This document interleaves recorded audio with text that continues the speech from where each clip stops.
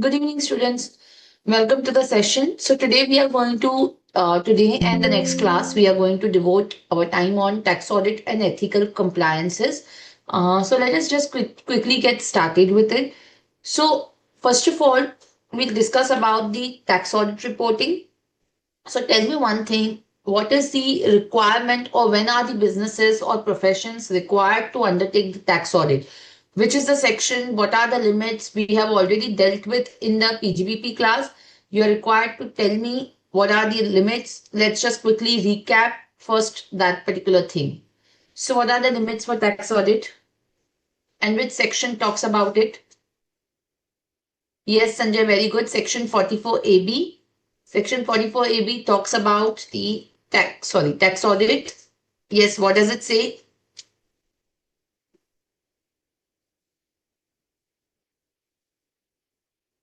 Section 44AB prescribes that the business or profession is required to undertake the tax audit. Yes, very good, Sanjay. So let us go to section 44AB. What it says, every person carrying on the business. So first for the business, if his total sales, turnover or the gross receipts exceeds 1 CR, right? That's number one. Or in the case of a person whose amounts received in cash are less than 5% of the total receipts or the total sales or turnover, and the cash payments, the expenditure in cash is less than 5% of the total expenditure. Then instead of 1 crore, the threshold would be 10 crores. Right? So what they are trying to say is that there are two thresholds for the businesses. One is whether your cash sales or cash receipts are less than 5% of the total receipts or total sales, and the cash payments or the cash expenditure is less than 5% of the total expenditure. If both the conditions are satisfied, then the threshold is 10 CR. Right? Otherwise, the threshold for the business is 1 CR. Are we clear? Then for the profession, what is the threshold? 50 lakh rupees. We do not have any kind of breakage in terms of the cash component. This is only for the business. For profession, it's straight away 50 lakh. So for business, 1 CR or 10 CR. For profession, it is 50 lakh. Right? And then if the person is having the profits or is offering the profits under the section 44AE, 44BB, 44BBB, and has claimed his income to be lower than that profits, then also he is required to undertake the tax audit. Are we clear?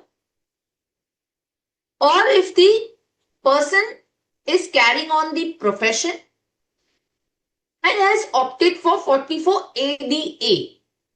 What is 44ADA? What is 44ADA?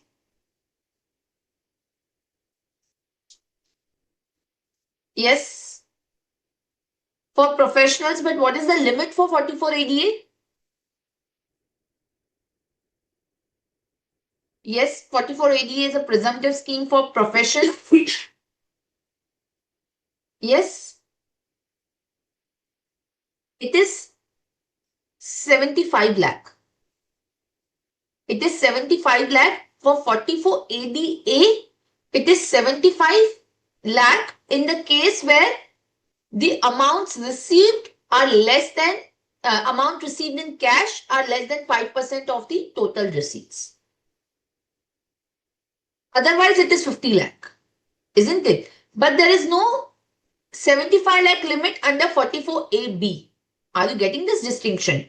So under 44ADA, the presumptive section, The limit up to which a person can claim under 44 ADA is 50 lakh and 75 lakh in case the cash receipts are less than 5% of total receipts. Are we getting this particular point? There is no condition for the cash expenditure there under 44 ADA. But under 44 AB, there is no condition of cash receipts or cash expenditure in case of profession. So if a person is carrying on the profession and has opted for 44 ADA and has claimed the income lower than the 44 ADA 50%, and his income exceeds the maximum amount which is not chargeable to income tax. So in that case, 44 AB becomes applicable. It is not that 44 AB becomes applicable in all the cases when you offer less than 50%.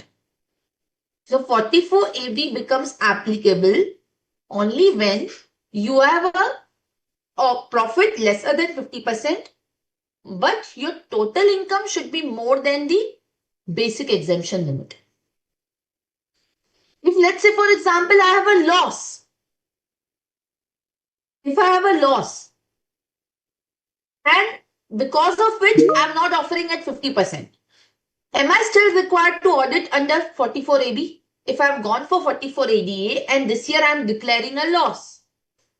No, because my income is not exceeding the basic exemption limit. So I am required to undertake an audit only when I am declaring less than 50% and at the same time my income is greater than the basic exemption limit. Are we clear? Last one is in respect of 44 AD. If the provisions of 44 AD are applicable and my income is more than the basic exemption limit. So what is 44 AD for?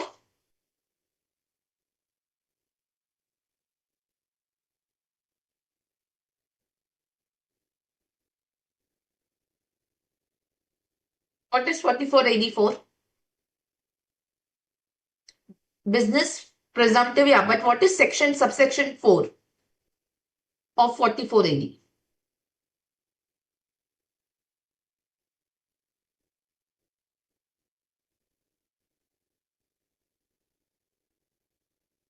Yes.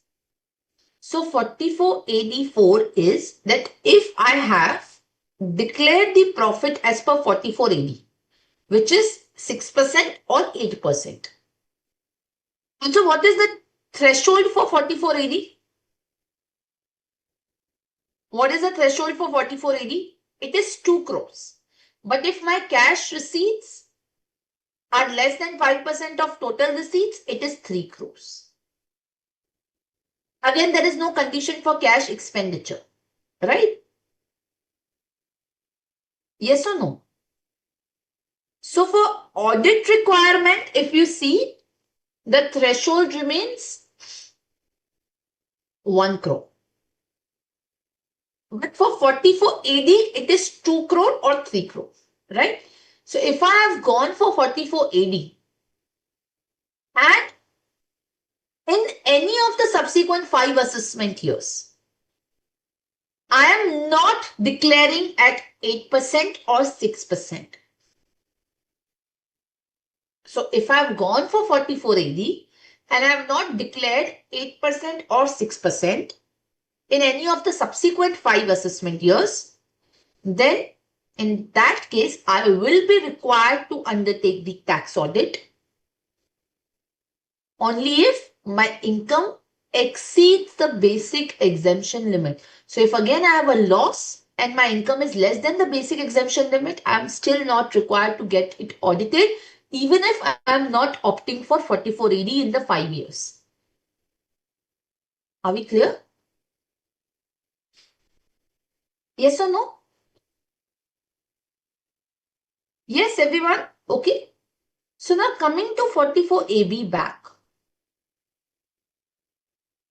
It says if the total total sales turnover or gross receipts. So what is the meaning of total sales turnover or gross receipts? What do we mean by that?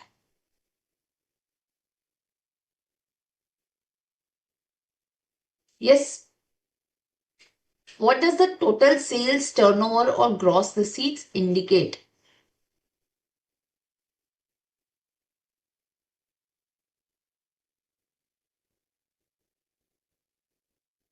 Yes, it says total sales turnover gross receipts. Is it defined anywhere? The answer is no. These terms are not defined. Yes, very good, Sanjay. So turnover, if you look at under the CGST Act, it means the aggregate value of all the taxable supplies, aggregate value of even the exempt supplies, export of goods or services. So under the GST law, the turnover is defined. And it says you have to take the turnover of all the units of that assessee under the same PAN. It is not that, if you have 2-3 units, you don't have to take for each unit one turnover. You have to consolidate everything on all India basis. Isn't it? Turnover has also been defined under the Companies Act to mean gross amount of revenue recognized in the P&L from the sale of goods or services. So the turnover has to be understood in regular sense. So if, let's say, for example, whether GST would be included in the turnover. So if you are following the inclusive method of accounting, wherein you charge the GST to the P&L, you include it in the sale price, then you need to include it in turnover. Right? However, if GST are taken to the balance sheet, you're not taking it to the sales account and purchase account, then they would not be forming part of the turnover. Sale of scrap will get included in the turnover. Trade discounts, we will reduce it from the turnover. So discounts will be reduced. Cash discount, whether it will be reduced from turnover, answer is no. It is not related to the turnover. It is related to the payment that you make early. So the same should not be deducted from the figure of turnover. Turnover discount which is there, the trade discount which is there, that you have to exclude. Goods returned will be excluded from the turnover. Sale proceeds of capital assets, of investments, of shares, securities will not be included in turnover. Are we getting this point? Now tell me one thing. In case of a speculative transaction, what will be a turnover? Now speculative transaction, under what head you will characterize? PGBP or capital gain? What is a speculative transaction? Section 43(5). What is speculative transaction?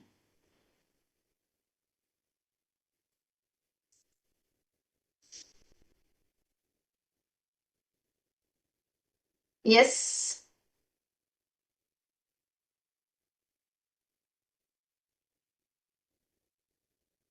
Trading in shares? No. Trading in shares doesn't mean speculative transaction.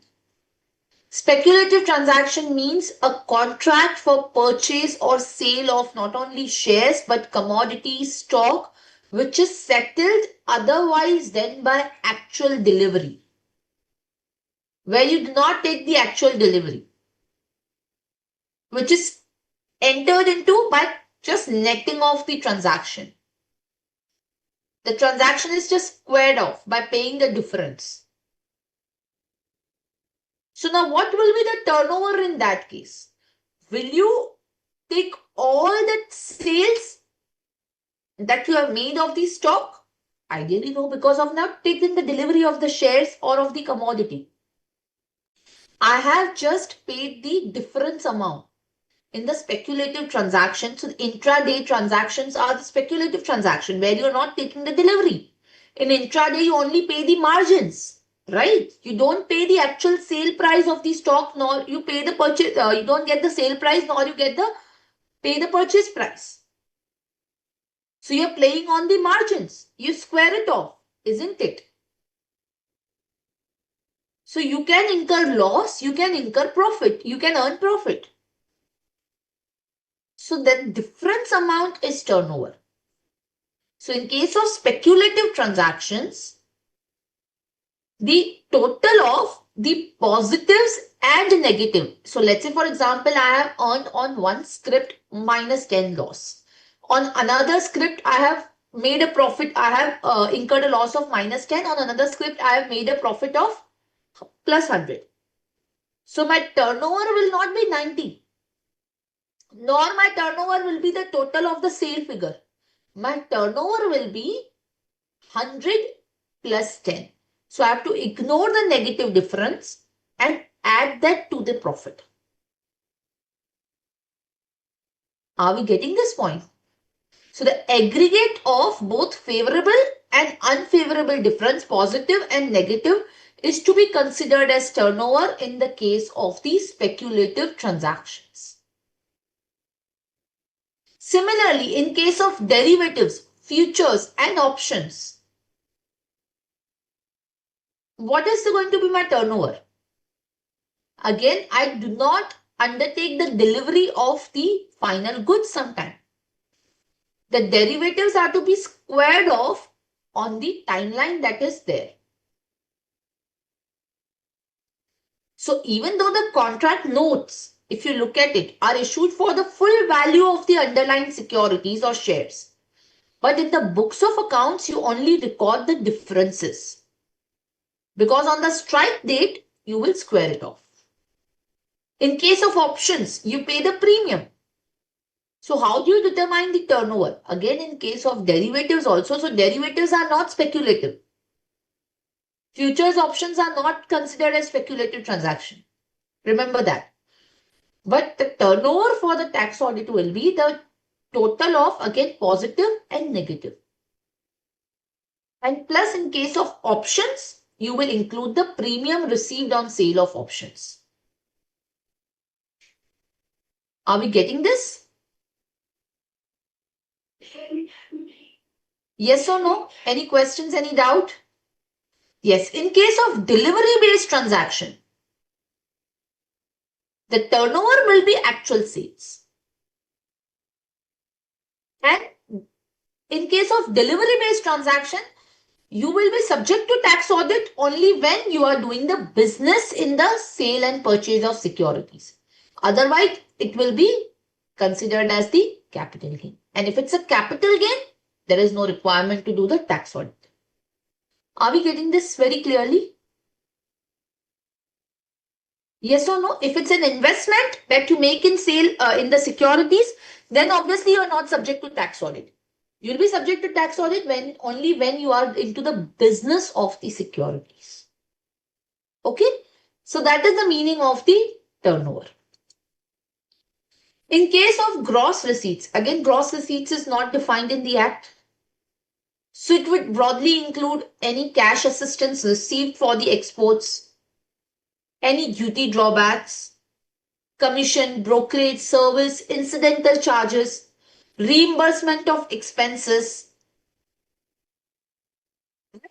higher charges, liquidated damages, insurance claim, sale proceeds of scrap, higher charges and installment, advances received, all of this will be included in the gross receipts. Are we clear? Now, when we talk about the tax audit, so we have understood what is the, or when is there a requirement to undertake the tax audit. We have understood that, what you will include it in turnover, what you will include it in gross receipts. Okay, we will not include any item which is subject to charge under the head capital gain. Rental income, if it is, not in the nature of business income, if it is chargeable under house property. Dividends, we will charge it under EFO, so that will not be included in the gross receipts or turnover. Interest income, if it is not in the nature of business income, right? Share of profit or interest or remuneration of a partner from the partnership firm, that is obviously chargeable under 28(5) as a business income, but this shall not be considered for the purposes of the gross receipts. For the gross receipts or turnover, you will not consider that. Are we getting this point? Or liabilities written back under 41(1). Do you remember where I told you that if you obtain any benefit in respect of remission or cessation of liability, that is not your turnover or gross receipt. That we will not consider under the turnover or gross receipt. Right? Even though it's my income, but it is not my gross receipt. I have not received that amount. This is just a benefit I have obtained because the liability is written back.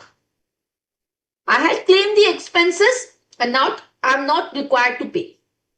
That's not my turnover or gross receipt. And in respect of the interest, salary, bonus to the partner or remuneration to the partner from the partnership firm, the Bombay High Court has held that is not to be treated as the gross receipt or turnover, because even though this is an income of the partner, but the partner is doing the business with the partnership firm and not independently. Because it is the firm which carries out the business, the partner is assisting the firm to carry out that business and it is generating this income. This is not a separate independent business. Even though it is chargeable specifically under 28(5), this is not a business. So this will not be included in the turnover. Similarly, in respect of the businesses like 44B, 44D, 44ADA, which are presumptive, these are not to be considered in the turnover. So if I have two businesses, right? If I have, let's say, business and profession, I'm going for 44 ADA. Business, I'll go for tax audit. I don't have to include the presumptive business in my gross receipt or turnover. Are we clear? So if you look at it, it says turnover of a business. You need to do the business wise. Are we clear? Let's say, for example, I have a speculative business and I want to opt in for 44 AD for that. And I have a normal manufacturing business. I will not include the 44 AD income in my turnover for the manufacturing business. Okay. Now, what is the due date for tax audit?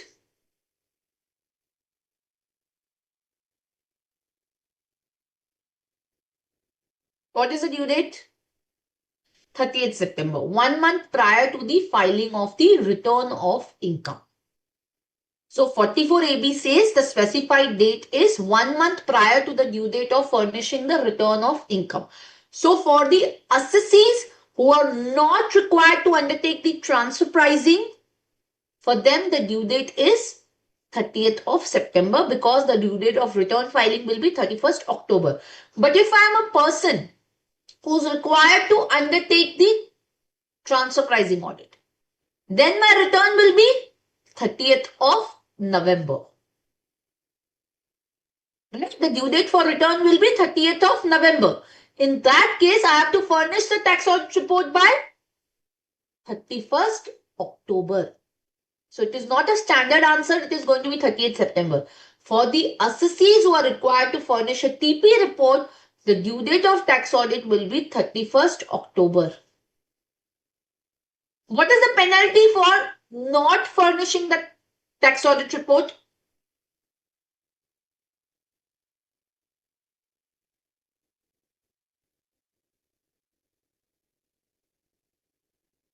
Under 271B, if any person fails to get his accounts audited Yes, very good, Sanjay.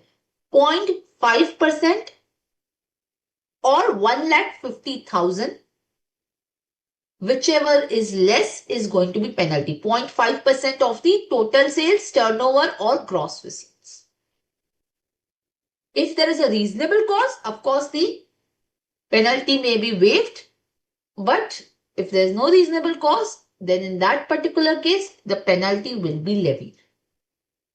Now, reasonable cause can be, like, the tax auditor has not submitted on time, or there was some, death or, some genuine cause. There was some fire, there was some floods, or, like natural calamities. The e-filing portal was not functioning, or there was some bona fide interpretation taken that, okay, this is, the turnover is less than, 1 crore based on, some uh, logic behind that, okay, this is not going to be included in turnover. So it could be a bona fide cause.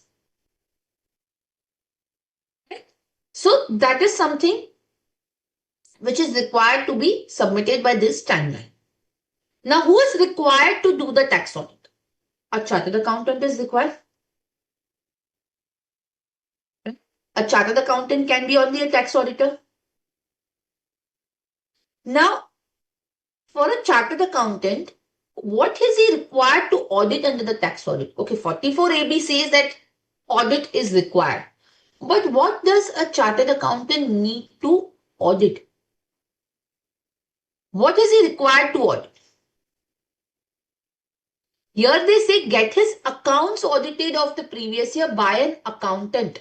Accountant is defined under section 288, which includes a chartered accountant. But what is required to be audited over here? Yes, what do you audit in tax audit?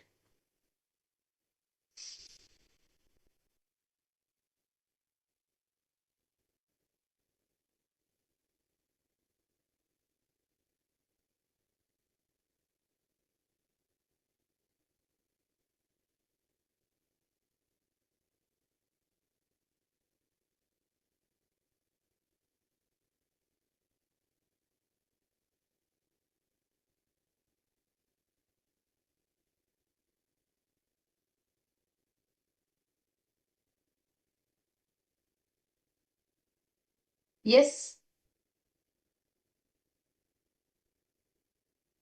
Books of accounts with form 3CA, 3CB, 3CD. Form 3CA, 3CB are the forms of tax audit which the auditor has to submit the tax audit report in. But yes, he has to get the books of accounts audited. Now, if you look at the language of section 44AB, it says, in case where a person is required by or under any law to get his accounts audited, it shall be sufficient compliance with the provision of this section.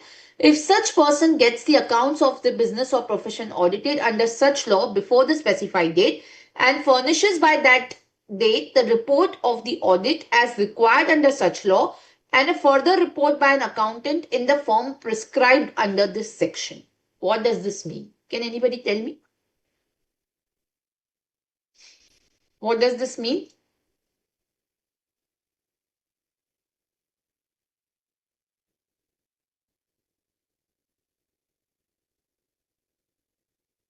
So this means that if, let's say, for example, I am a company is required to do the audit under the Companies Act also.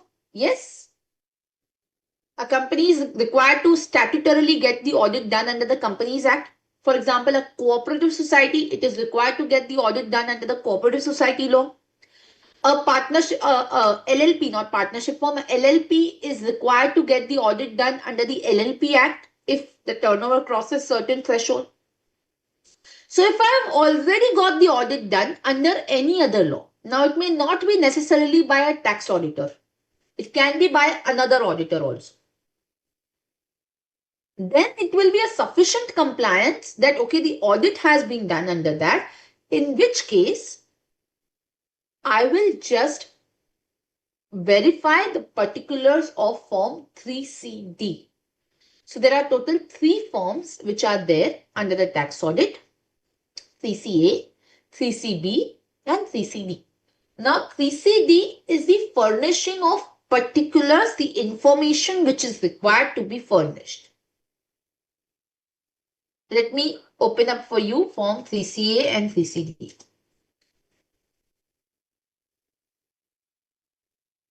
See, this is the form 3CD.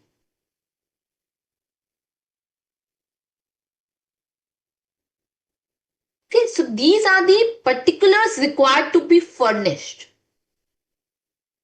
under section 44AB of the Income Tax Act, and these are to be furnished by assessee itself. Right?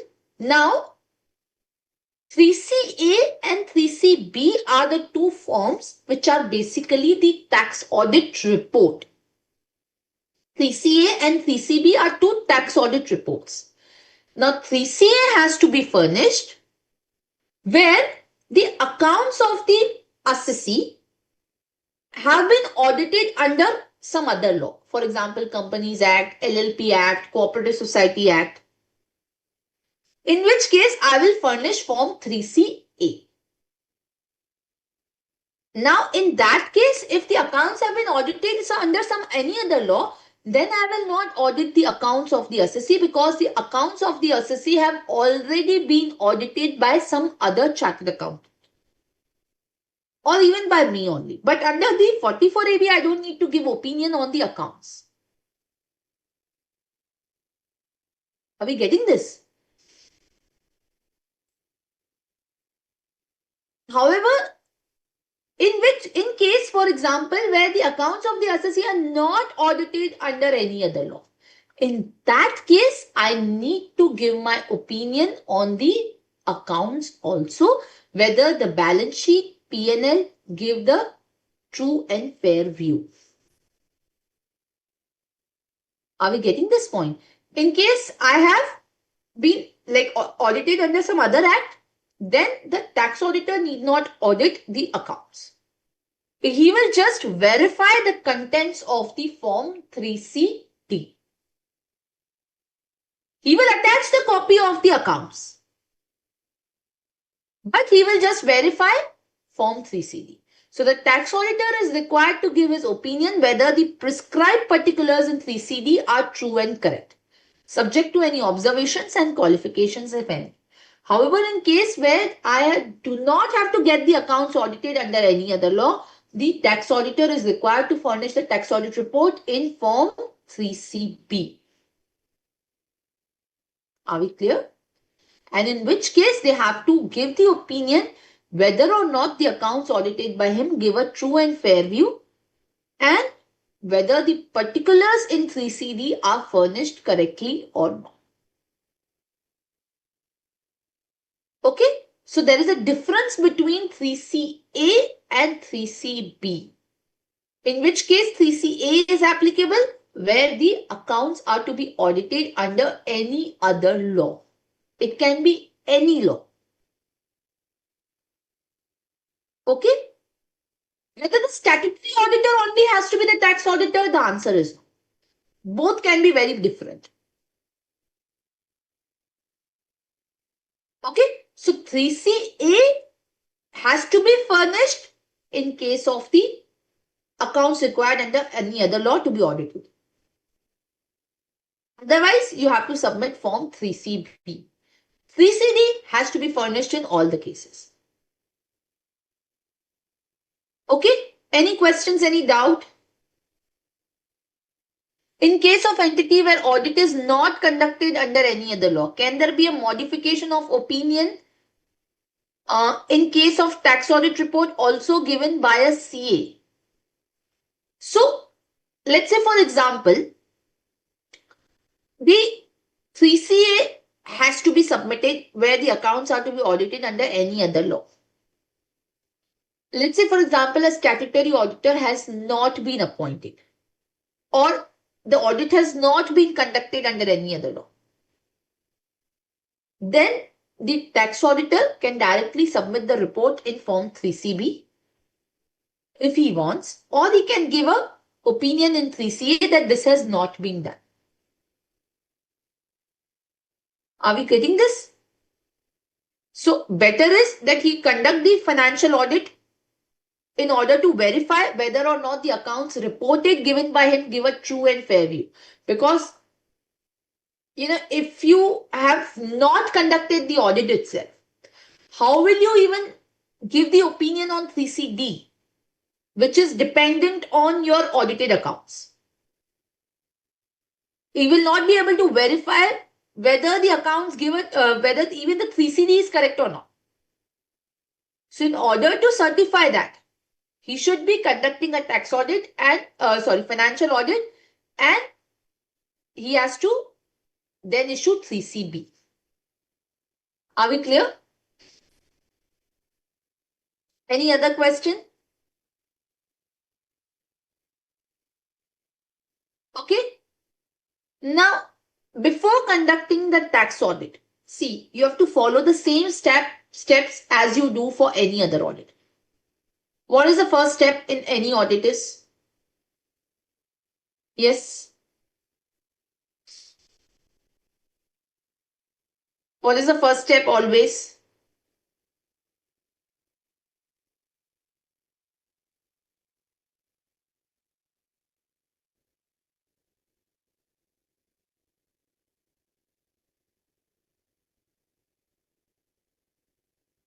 Planning, agreement, yes. So, very good. First, you should always get a letter of appointment for conducting the audit.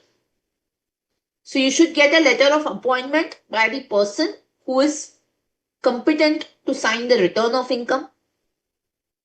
And then you should send the engagement letter as per SA 210, agreeing the terms of audit engagement. So, all the SA are equivalently applicable to your tax audit also, wherein you agree with the management or those charged with governance the terms of the engagement. So you have to list down what is the scope of the audit, what is the objective of the audit. You should specifically mention that the scope of the audit is going to be restricted to the provisions of 44AB, and you are not going to audit as per Companies Act. What will be the responsibilities of the auditor? What will be the responsibility of the management? So the preparation of accounts has to be the responsibility of the management. Identification of the applicable financial reporting framework for the preparation of financial statement. You should make a reference to the relevant forms in which you will issue the audit report. So this you have to do before the commencement of the audit. Are we getting this? And before that, before even your appointment, if there was any previous auditor, then in that particular case, the member accepting the assignment should communicate with the member who had done the tax audit in earlier year as provided in the which act? This is provided in which act, students? Yes.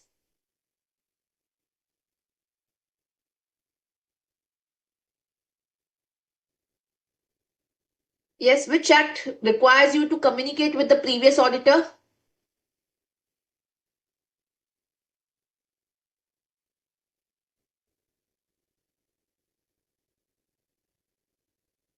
Yes.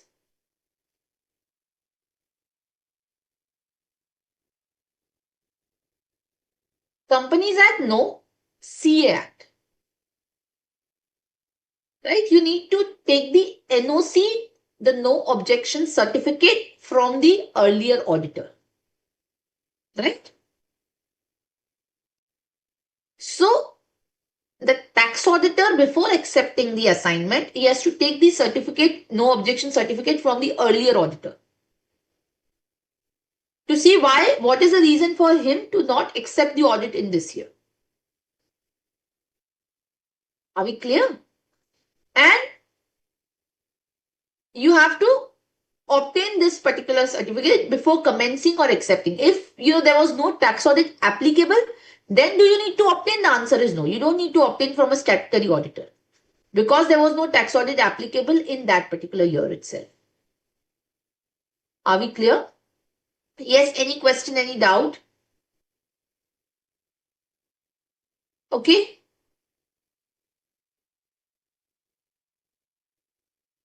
Yes, any doubts, any question till now?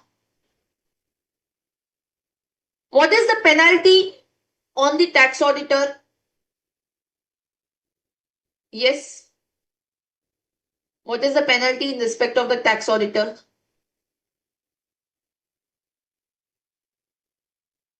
If he does not submit the correct report, 10,000. Yes, that's very good. So, in respect of the tax audit, where you do not furnish a correct report, then in that particular case, section 271J provides the penalty. And what is the penalty? 10,000 per wrong reporting. Are we getting this? So, 10,000 per wrong reporting is the penalty. So, 271J says that in case the incorrect information is furnished, the penalty is 10,000 for each such report or the certificate. Are we getting this particular point? And plus, the CA would be deemed to be guilty of professional misconduct under the second schedule part 1 of the CA Act if he has not exercised due diligence or is grossly negligent in the conduct of his professional duties, or if he fails to obtain the sufficient information which is necessary for the expression of the opinion. Are we getting this point? So a tax auditor has to maintain proper audit documentation, proper working papers, proper notes with respect to the work done, who has conducted the work, with respect to all the explanations and the information given to him by the client, decision on various points, the case laws on which he has relied, the management representation letters he has to obtain. That will all form part of the audit documentation. It is very, very essential that the tax auditor also obtains the management representation letter. Are we clear?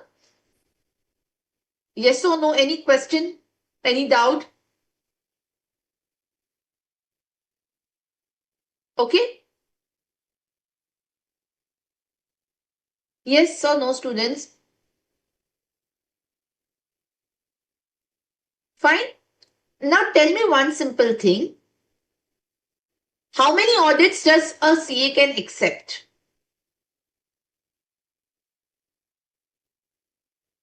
How many tax audits? 60. Yes. So, a CA in practice can accept there's a ceiling of 60 tax audit assignment. And this is with reference to each partner of the CA firm. Okay, this is with reference to the each partner of the CA firm. Okay, and the tax audit report has to be given in the form 3CA or 3CB. Okay, now let us start with the form 3CD, which is there. Let us go into that.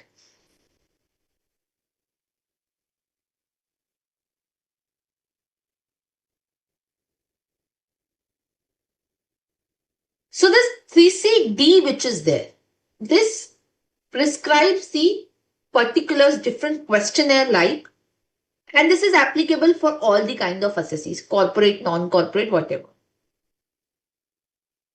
Right? So let us look at it, each clause in respect of the form 3CD. So number 1 is the name of the assessee. This is very, very simple. What do you have to report is the name of the assessee. whose accounts are to be audited. Whether you will report here the trade name and has name as per the PAN has to be reported. And in case of change in the name of the assessee, if the change has taken place during the financial year, then you need to take that. If the change has taken place before the close of the financial year but before signing of the tax audit report, then the name which was there as on the date where year end, that should be mentioned. An observation should be mentioned by the tax auditor. Nothing so complicated here. So if you look at it, this is form 3CD. Here it asks the name, address, PAN or the Aadhaar number. So the first 2-3 clauses are very simple. Address, again, you should be mentioning the same as given on the income tax portal. If the tax audit is in respect of a branch, then the address of the branch or unit needs to be given. In case of a new assessee, the address of the principal place of business should be given. Now, how will you verify the address? How will the tax auditor verify? Let's say, they have changed the address during the year. How will the tax auditor verify all of this?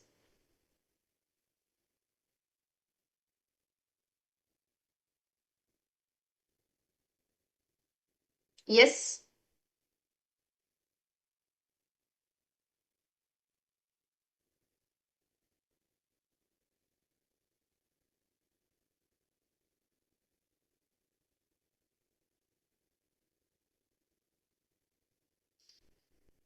From the income tax portal, yes, very good. He should call for the agreements in case the office is on the rented place, rented premise. He should either, take the address from the, in case it's a purchase premises, he should take on the basis of that.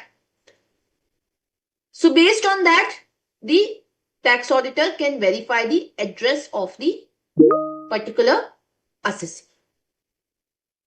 Are we clear? Next one is the permanent account number or the Aadhaar number. So again, you should verify that whatever PAN is entered is valid PAN or not. Or in case of individuals, you can also quote the Aadhaar number. Next one is whether the assessee is liable to pay indirect tax like excise, service tax, sales tax, goods and service tax, customs duty. If yes, please furnish the registration number, GST number or any other identification number allotted for the same. Now, how will you verify this as an auditor?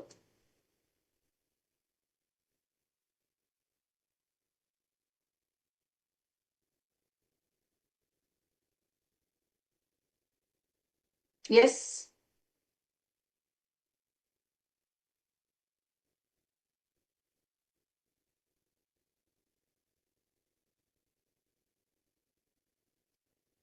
From GST portal, ICAI, yes, very good.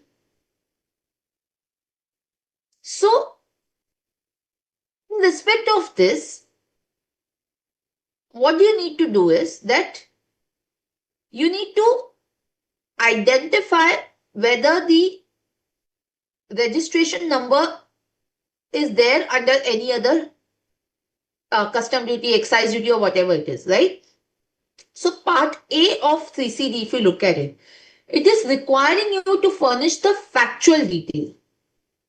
So this is just requiring you to furnish the details of the registration number, whether you are required to also report that he is liable to obtain the registration and he has not obtained. So let's say he has crossed the threshold of 20 lakhs and he has still not obtained the GST number, whether you are required to report over here.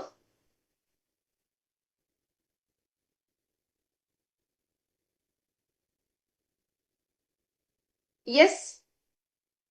No. Right? So if you look at it here, what they are saying is whether the assessee is liable to pay indirect tax. If yes, please furnish the registration number.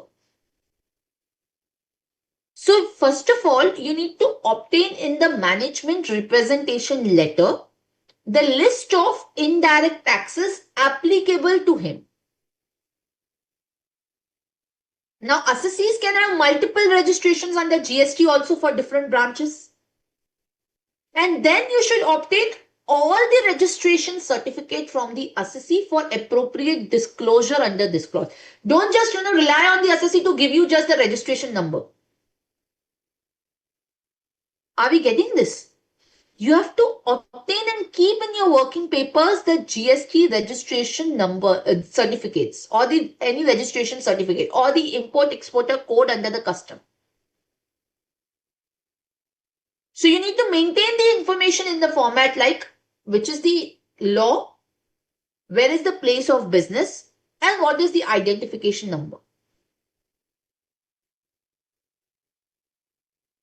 And if, let's say, for example, the tax auditor feels that the assessee was required to register under a particular law and he is not registered, he should report the same appropriately.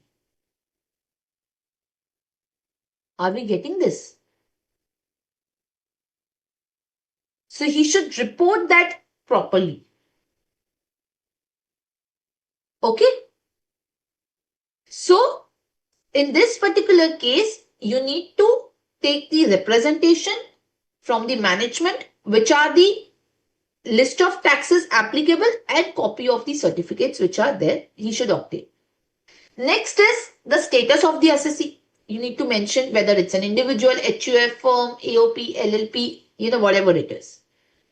This is not the residential status. This is the status. What is the status of the assessee? In case it's a proprietary concern, you need to mention individual. Then you need to mention the previous year. This is very simple. However, in case of the reorganizations like amalgamation, demergers, closure of business, new business commencement, then the date of the commencement up till the date of the previous year have to be accordingly mentioned. Assessment year, again, very simple. Next is the clause 8, which says indicate the relevant clause of section 44AB under which the tax audit has been conducted. Now, what does this mean? So, under clause 8, the relevant clause of 44AB under which you are conducting an audit has to be mentioned. So, the clause A is if your total turnover, sales or gross receipts have exceeded 1 crore. The clause B is if you are into profession and your gross receipts have exceeded 50 lakh.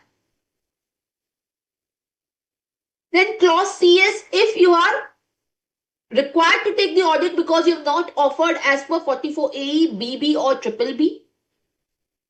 C clause is if you have opted for 44ADA and offering lower than 50%. D is if 44AD4 is applicable to you. And E is where a person is required under any other law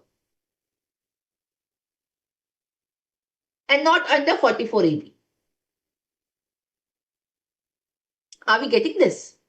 So, this is how you have to mention and select the clause appropriately.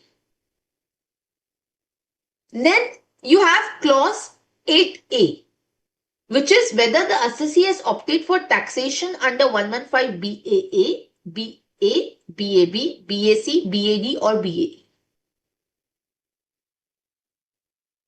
So, these are the concessional tax regime. 115 BAC is a default tax regime. So, if you have opted out of 115 BAC, you need to report that. So, the tax auditor has to mention whether the assessee has opted for any concessional tax regime. And this, then you need to select the relevant section under which you have opted. So, how will you verify whether the assessee has opted for this? Yes. How will you know this?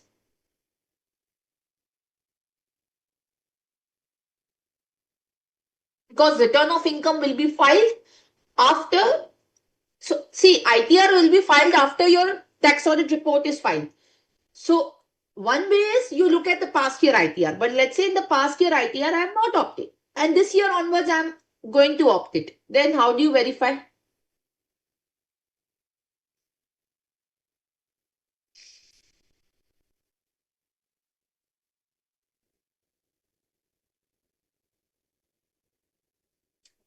So the audit report is signed before the return is filed. So as on the date of signing the audit report, you need to obtain the management representation that the assessee has represented that he will be availing the concessional tax regime. And we have relied on the written representation. And on the basis of it, this is going to be the regime that the assessee has to be opted. If it is based on the past year, then you can obviously look at ITR and the forms that have been filed by the assessee to opt for that particular regime. So if it is a manufacturing company, obviously the tax auditor should look into that whether they have opted for the concessional tax regime in those years, because obviously there is a limit up to the year in which these 115 BA was to be exercised. Now that is no more applicable. Even 115 BAB was applicable up to a point in time, which is where you have commenced the manufacturing before 31st March 24. So obviously if you are after 31st March 24, you will not exercise now. You would have opted it, so you can look at the past years. In case of 115 BAA, yes, they can still opt it now. So you can rely on the written representation. In case of 115 BAC, if you are into the business, if you have opted in the last year, some regime, that regime will continue to apply even in this year. You cannot opt in, opt out every year, right? Then in case of cooperative society, again, under 115 BAD, it is still possible to opt in now. But under 115 BAE, again, the manufacturing should have been commenced before 2023. So you have to relevant identify or obtain the representation letter. So the part A which is there is just a simple factual exercise undertaking.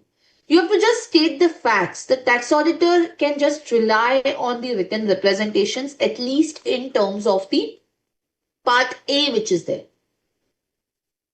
Are you getting it? Very simple part. It just states the or obtains the factual information with respect to the assessee. And you need to furnish your comments in case you have any comments over the same.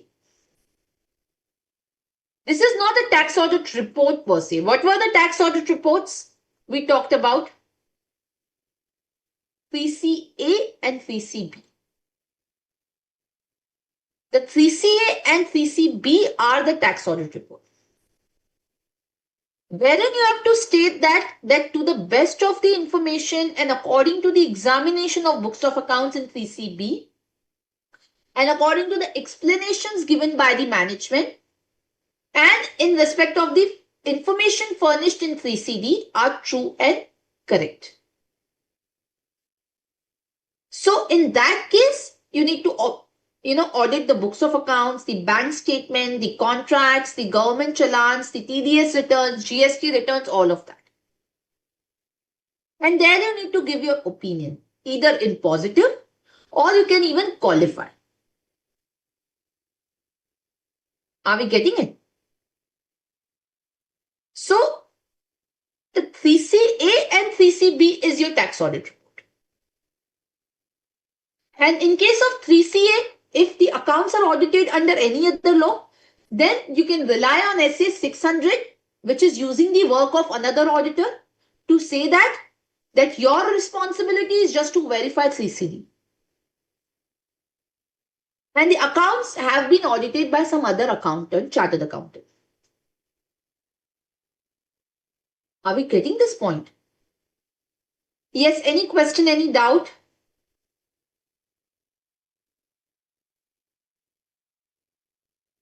Yes?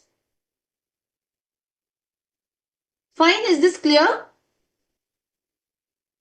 Yes or no, students? Everybody else? Yes? Okay. So, this is the first part of the 3CD. Now, what is the second part of 3CD? The second part is more comprehensive exercise. Now, what does it say? Let us look at it. We have seen up till clause 8A. Part B starts with clause 9.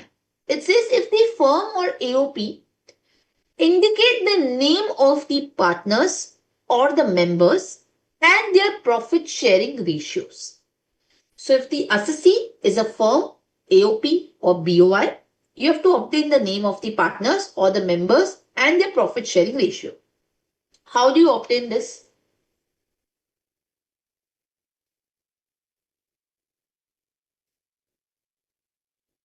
How do you verify this?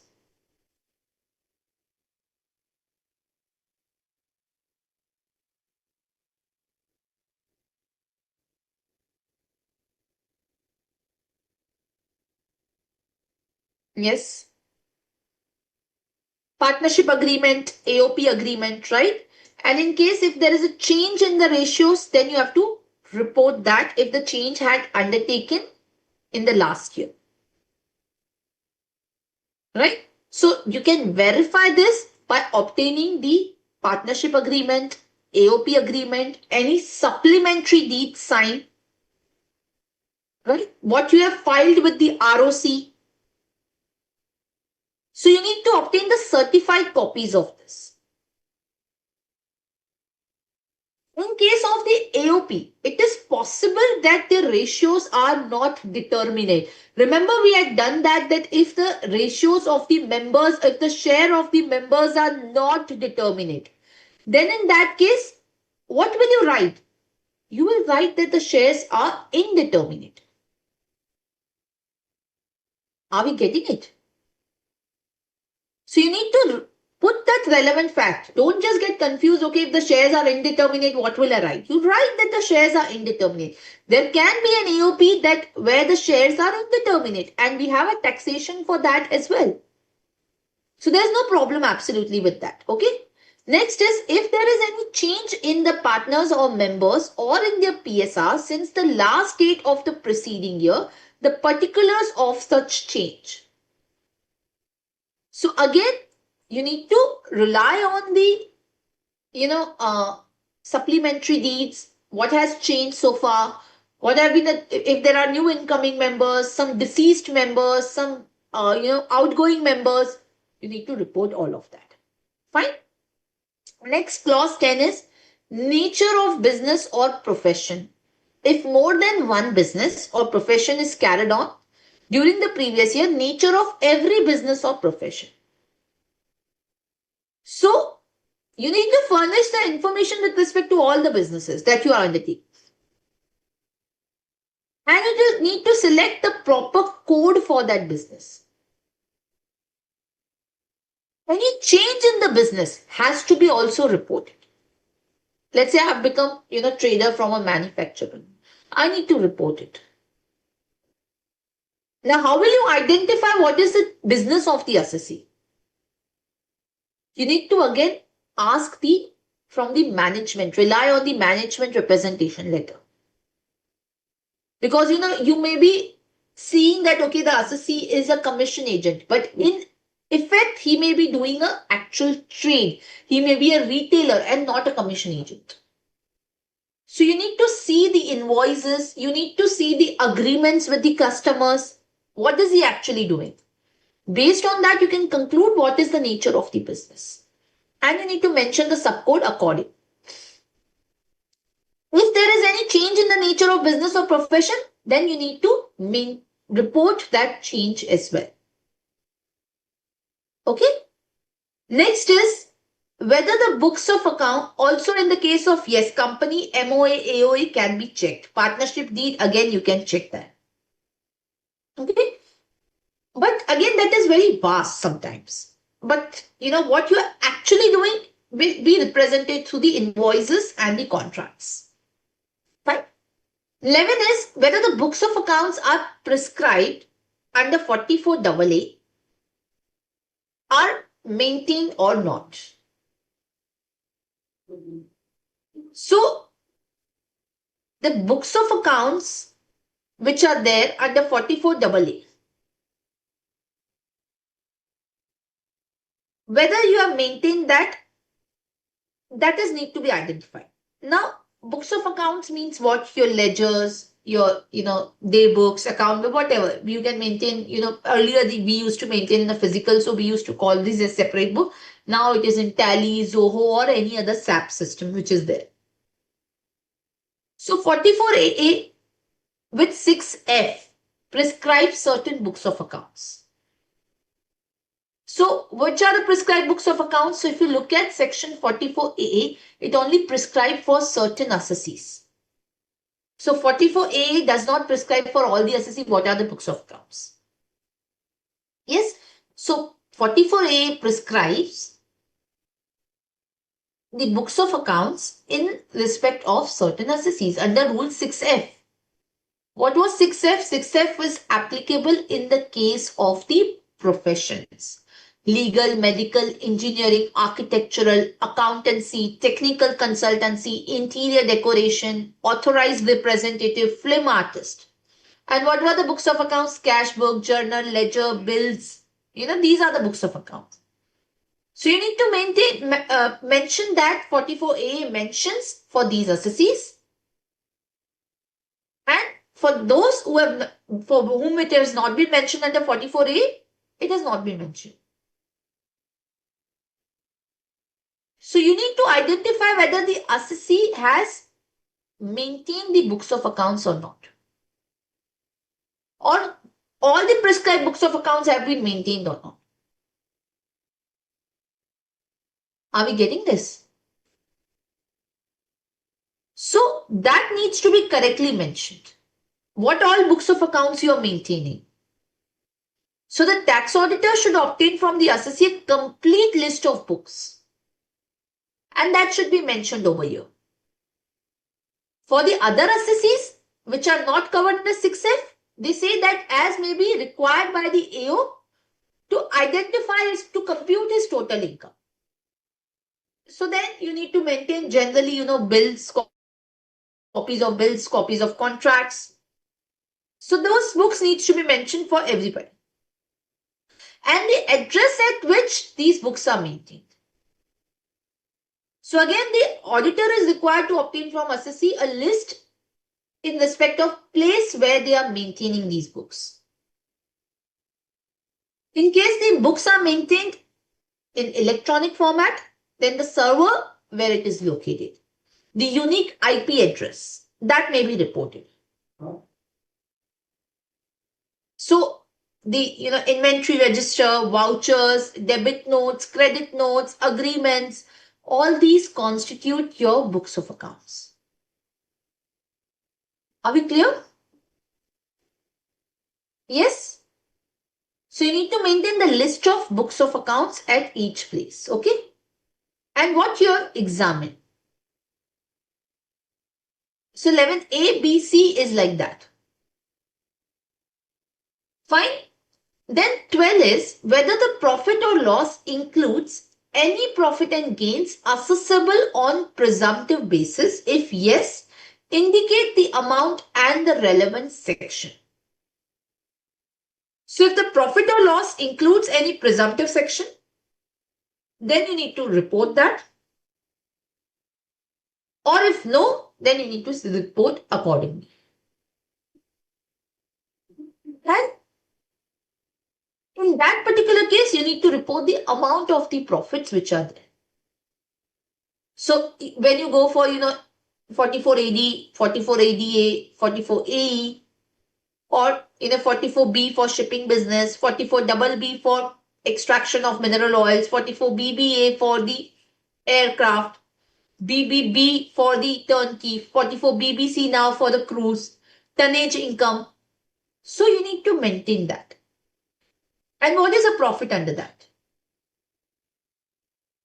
So all of that needs to be reported under this. Okay? Any question? Any doubt? Any question? Okay? Now, in case of the presumptive, the assessee is not required to maintain the books of accounts, isn't it? So 44AA is not applicable in case of the presumptive business. So how will the auditor verify the profits? To report the profits under clause 12. Yes.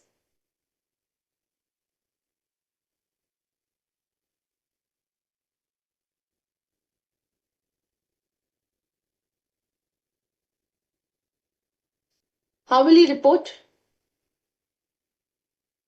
GST returns? No. For the turnover? No, no, no.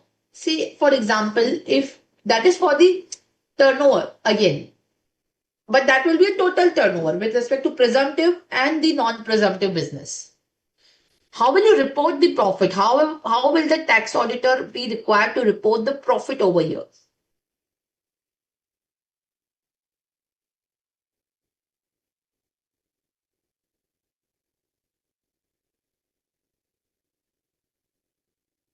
Six or 8%, but how will you identify what is the turnover for presumptive? See, the assessee may not be maintaining the books of accounts, right? But he has to maintain at least that much, invoices or bank statements to identify what is the amount of the presumptive business so that the tax auditor can verify the profit figure, right?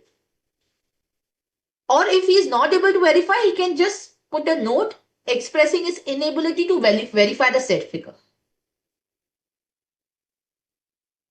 Are we getting it? So he has to maintain, the assessee has to maintain at least a minimal level of books of accounts to compute the presumptive income, even for the assessing officer. Okay. So that has to be maintained. It is not that, completely you can just go and say that, okay, I do not have any books of accounts. That's not possible. How will even the AO evaluate what is 8% or 6%? So that needs to be there. If no, then the tax auditor can just express his inability simply. Okay. Then the next is method of accounting employed in the previous year. Now, section 145 talks about the method of accounting. You can opt for the cash basis or you can opt for the mercantile system. Okay. And that is dependent on the assessee. And you must report that whether the cash or mercantile gets changed in any other year. So what has been the method of accounting employed by the assessee? That is a choice which 145 gives you. In case of a company, you have to mandatorily opt mercantile basis. There is no other option available over there. You have to mention whether there has been any change in the method of accounting as compared to that in the previous year. So the tax auditor should check whether in the earlier year there was another method of accounting. They should obtain a written confirmation on the management representation letter. Right? Then, if what is the effect of that change on the profit and loss account? So if it is not possible to quantify the effect, then the appropriate disclosure should be made. Whether any adjustment is required to be made to the profit and loss account for complying with the ICDS.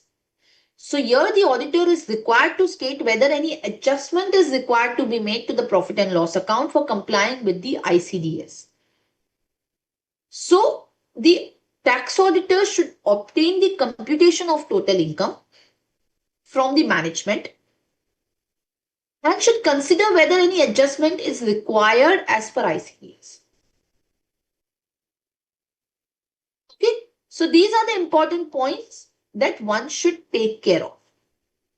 And with respect to each ICDS, then the tax auditor has to give the amount of the adjustment required.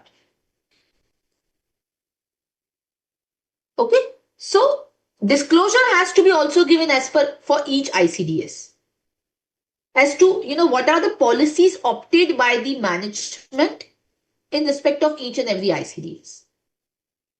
So basically what you need to do is you have to prepare ICDS wise what has been the impact on the accounting. Are we getting this particular point? If there is a change in the method of accounting, that also you have to report. So the tax auditor should be looking at the ICDS, that the ICDS are only applicable if you are following the if you're following the mercantile system of accounting. Are we getting this? Yes. So the ICDS which is applicable, you need to see under each of the ICDS. For example, if we talk about ICDS 1, you need to report that whether the going concern assumption has been followed or not. Right? Whether in ICDS 2, you have reported the inventory at the fair value or the NRV or the cost, whichever is lower. In case of dissolution, it has been valued at NRV. In case of construction contracts, it has been on the percentage of completion method. In case of revenue recognition, whether it is again on the percentage of completion method, or whether contracts are for less than 90 days, they have been recognized on the project completion method.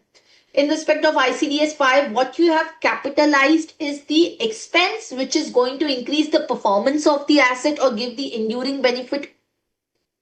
In respect of foreign exchange rates in ICDS 6, you have only, taken to the P&L in respect of monetary item. For non-monetary items, you have not taken anything.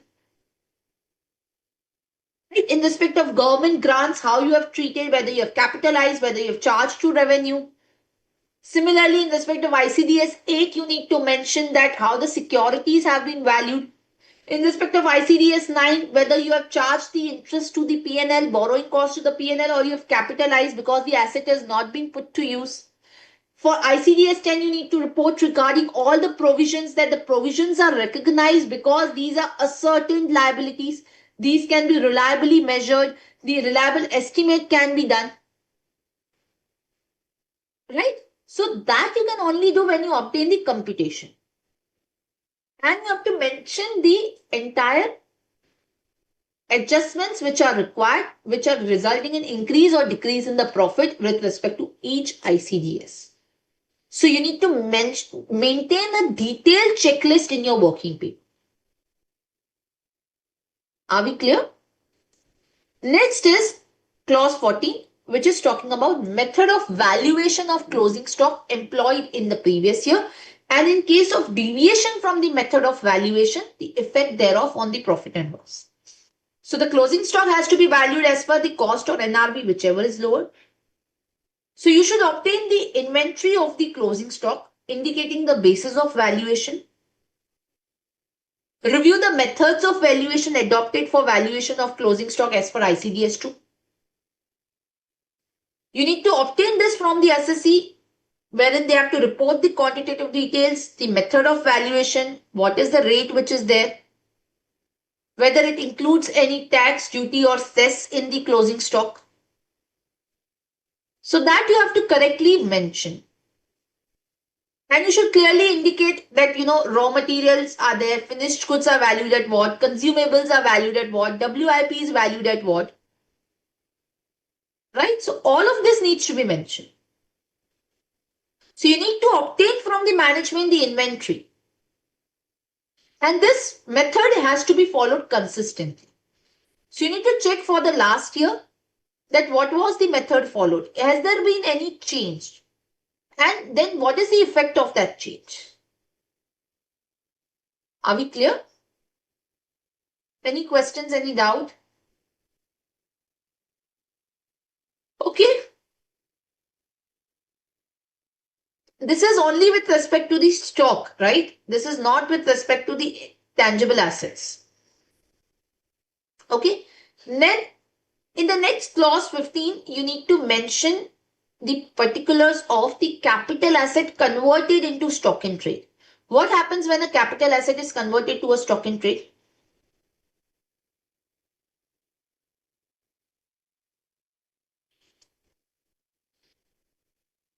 Yes.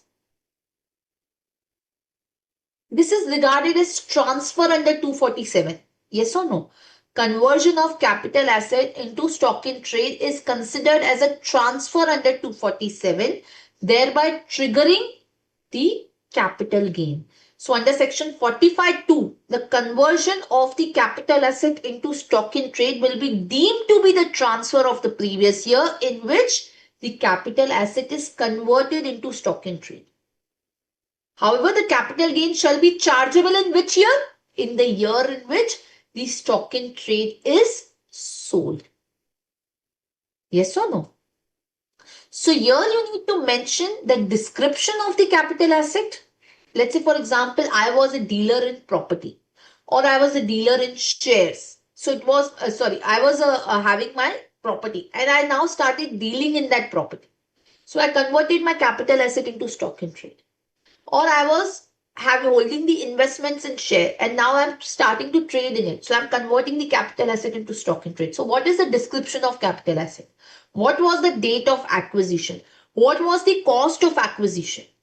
Now, how can you verify that? You have to ask for the relevant purchase agreement. Amount at which the asset is converted into stock in trade. So, for this purpose, you need to identify the agreements. Yes or no? So, you need to identify what are the agreements.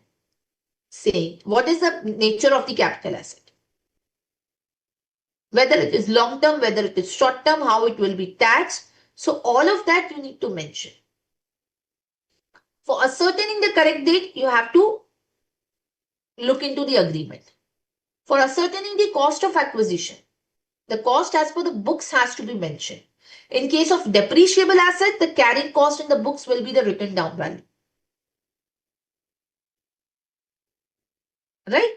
The cost may be available from the fixed asset register. In case the CARO is applicable. In case CARO is not applicable, then you can determine the original cost. And at what value it is to be recorded as for the stock in trade. So the amount at which the asset is converted into stock in trade for the purposes of the taxability, it has to be the fair market value as on the date of conversion. Yes or no? Okay. So that has to be taken care. And that you need to, only you can identify where you can see the agreements. Yes. So all that needs to be taken into consideration. Are we clear? Any questions, any doubt? Yes or no?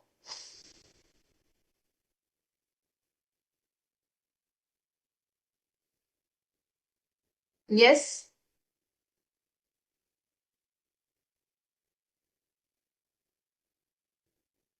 Okay. Fine. So with this, let us take a break here and then we move forward from clause 16.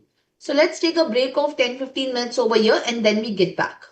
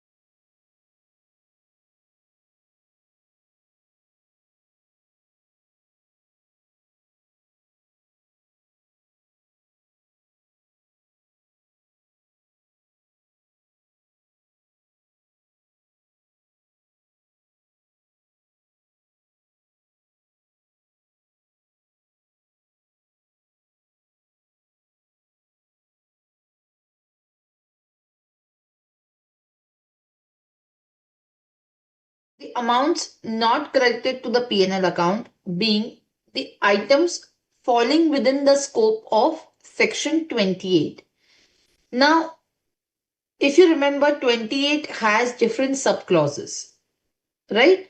Now, in respect of, let's say, for example, any item of income which you see do not credited to the P&L account, but it's an income. It is chargeable under section 28.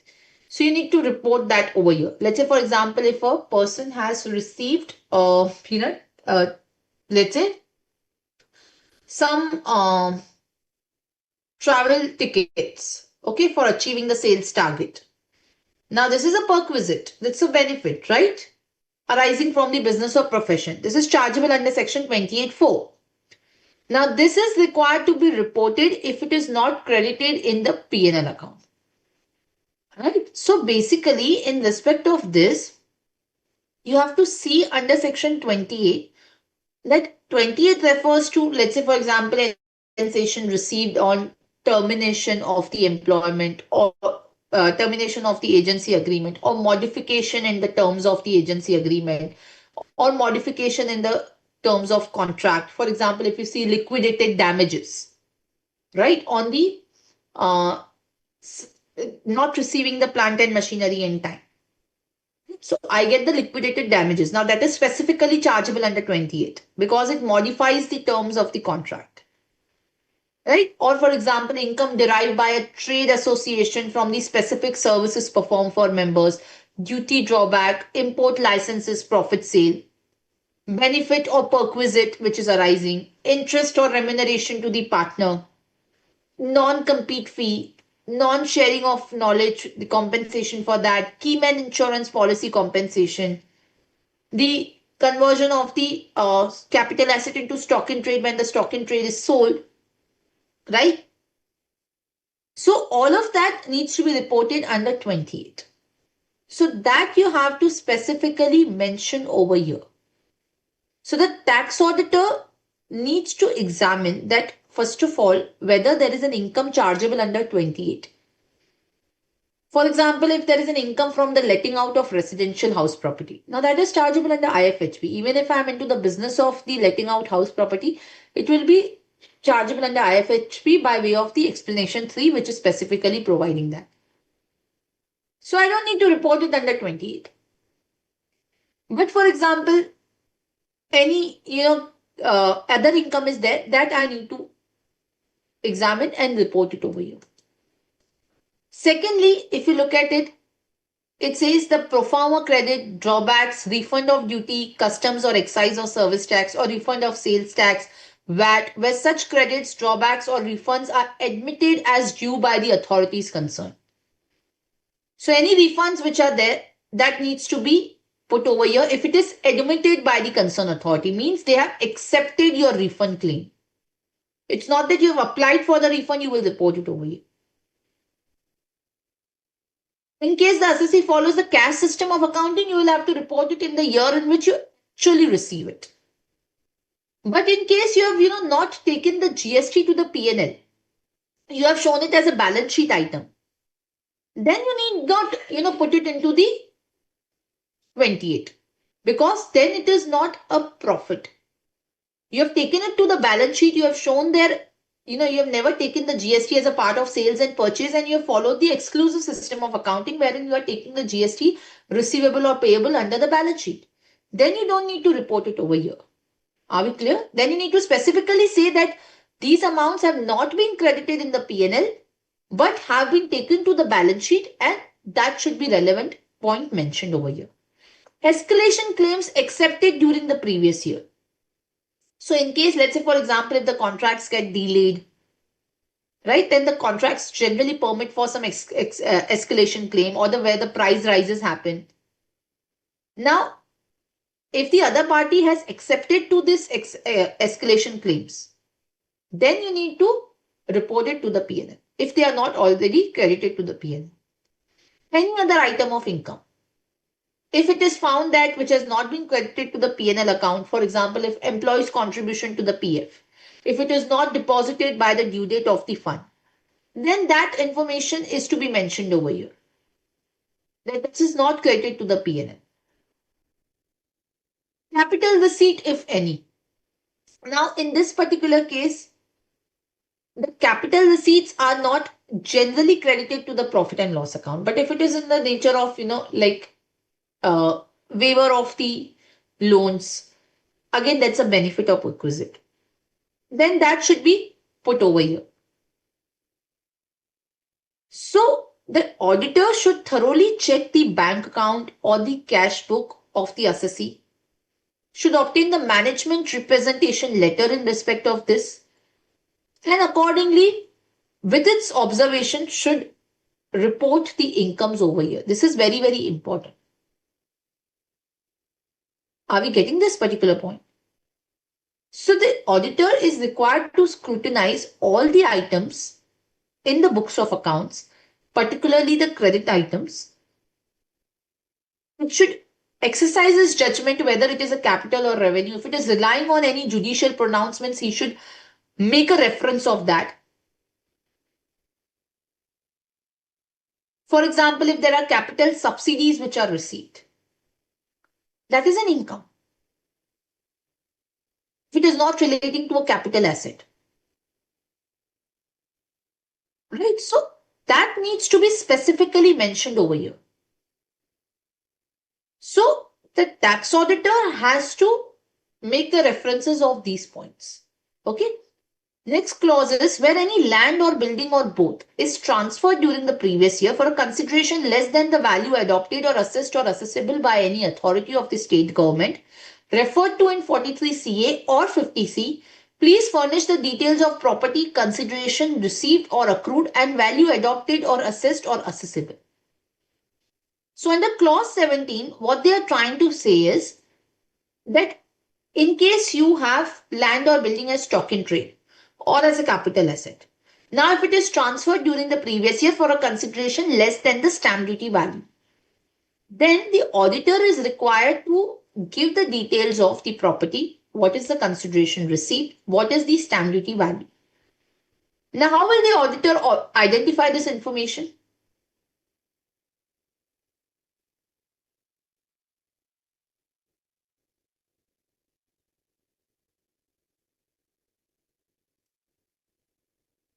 Yes.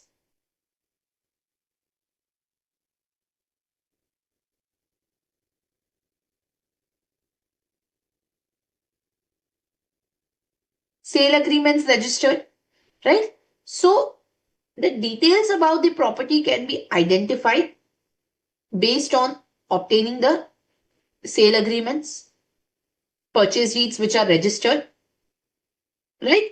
So there the consideration amount will be mentioned.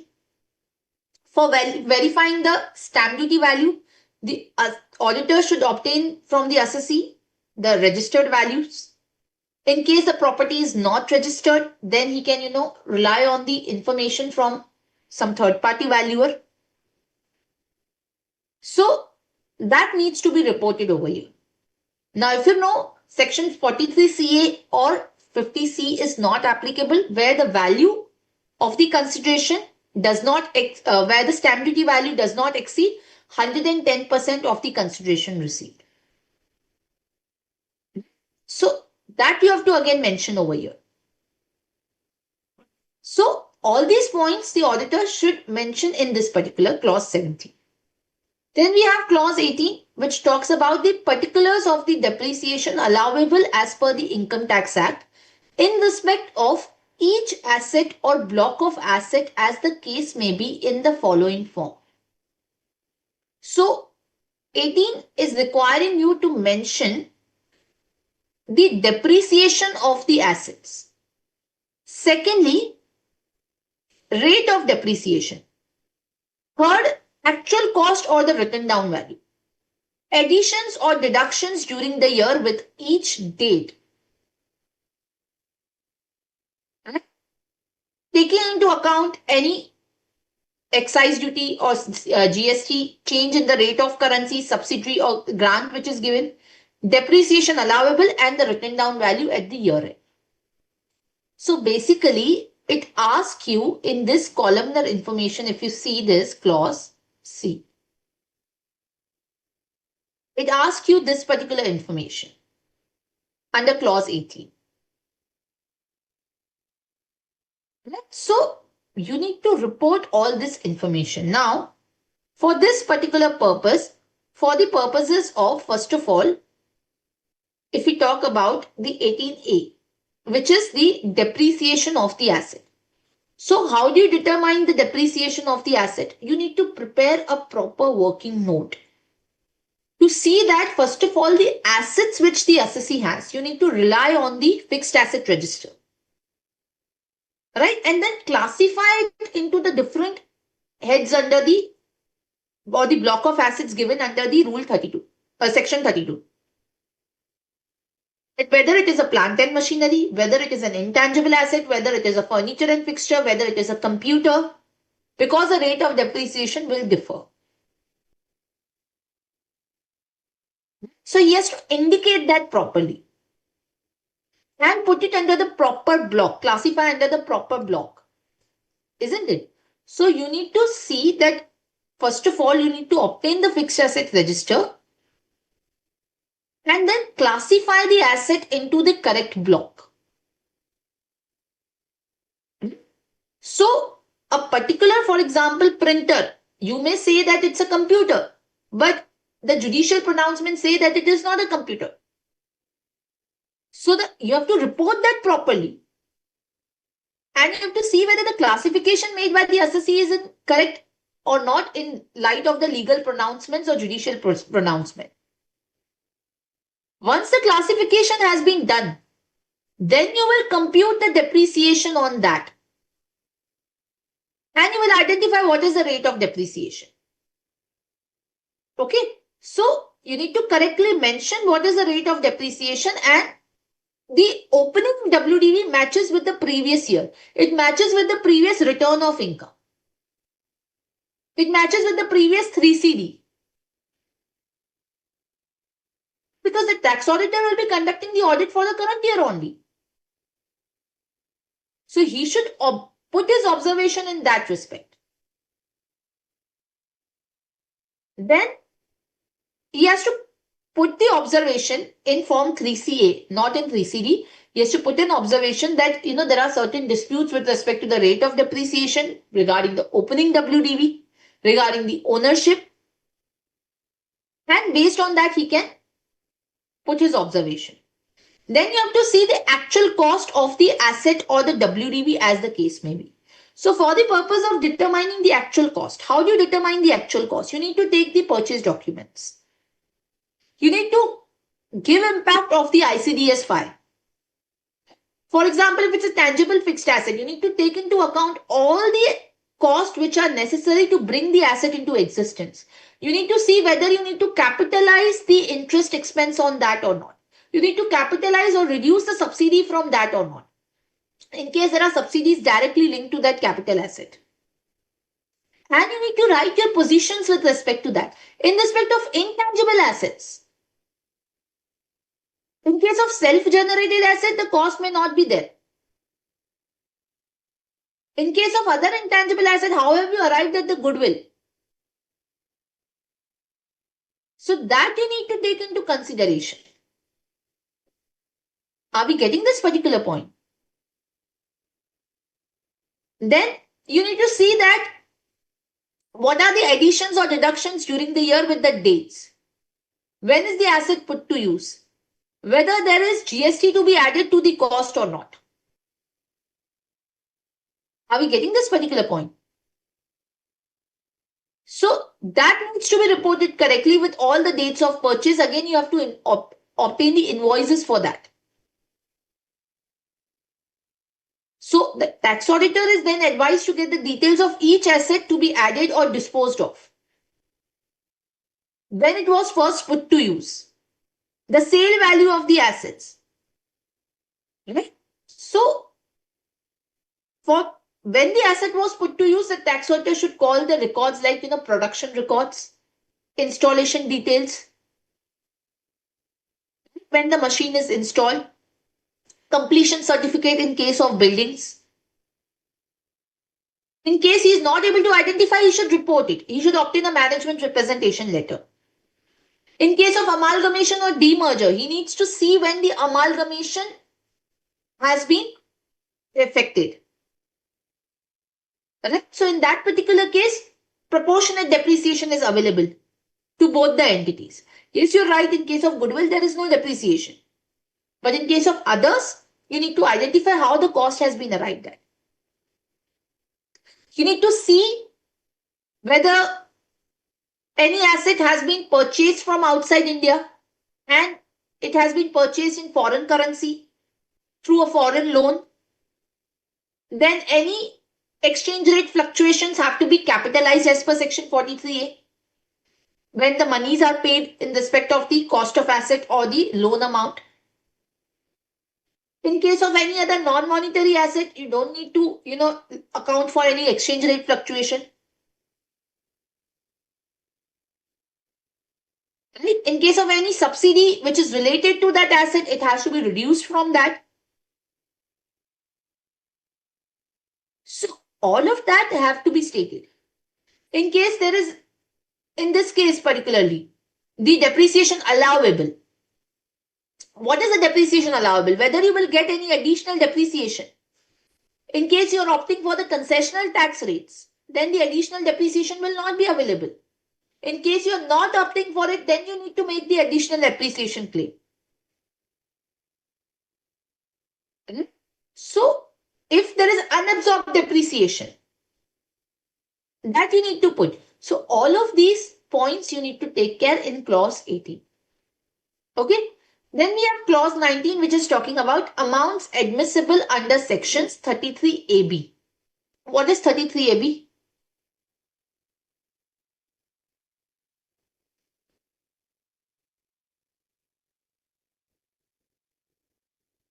What is 33AB?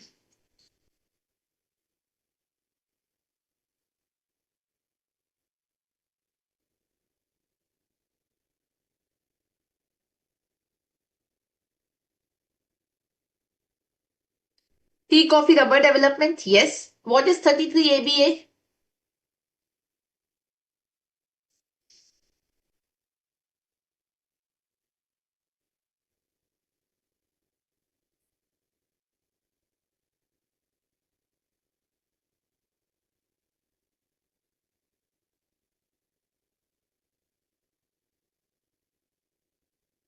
Petroleum gas site restoration fund. Yes. What is 35.1, 35.1.2, 2A, 3, 4 scientific research? 35.2 AA, 2AB, 35 ABA, ABB, AD is specified business, right? 35D, these sections are with respect to telecom licenses, right? So all of these sections, you need to see whether any amount is admissible under this. If yes, then in that particular case, you need to report that. Now, if the amount is debited to the P&L, you need to identify whether it is in compliance with these section, whether it is actually admissible under these section. If the amount is not debited to the P&L account, then in that particular case, you need to state that, okay, this is the amount admissible. For example, if you deposit under the specified account, 33AB allows you that deduction. So you need to see the conditions for the claiming of deductions, whether the assessee has complied with that or not. So you need to state that the deduction is available, even if it is not credited to the P&L. So you need to go through all of these particular sections and then see whether the assessee has appropriately claimed this or not under each of these sections. You need to look into the judicial pronouncements. For 35ID, you need to see whether the amounts have been capitalized in the books, the pre-commencement expenditure. In respect of 35ABA, you need to see whether the amount are allowable over the equal installments from the year when the fees has been paid for spectrum or telecom license. Right? So all of this needs to be seen in line with the each and every section. For example, for 33AB, you will only get a deduction of the amount deposited in the NABARD account or a sum of 40%. So you need to see whether the amounts have been actually deposited in the NABARD account or not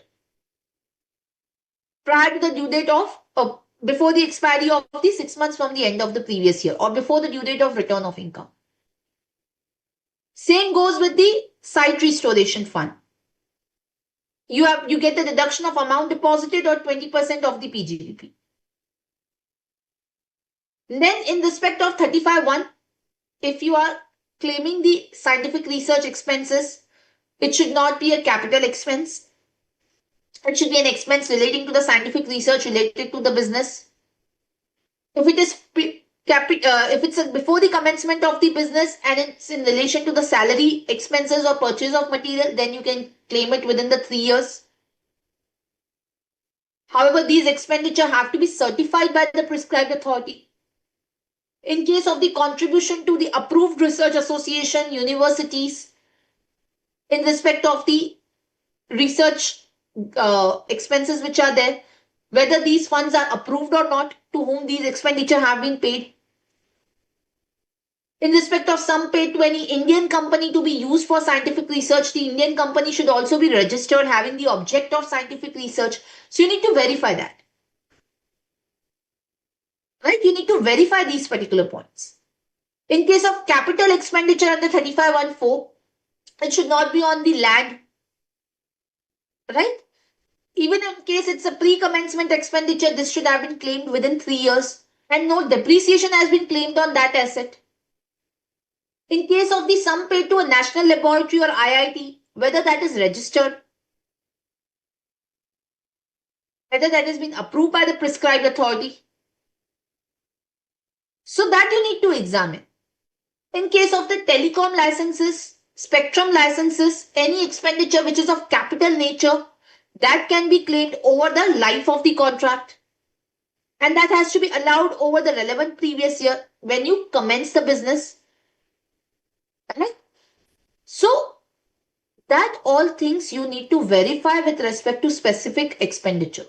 In case of specified businesses, whether you are the assessee who is fitting into the specified businesses,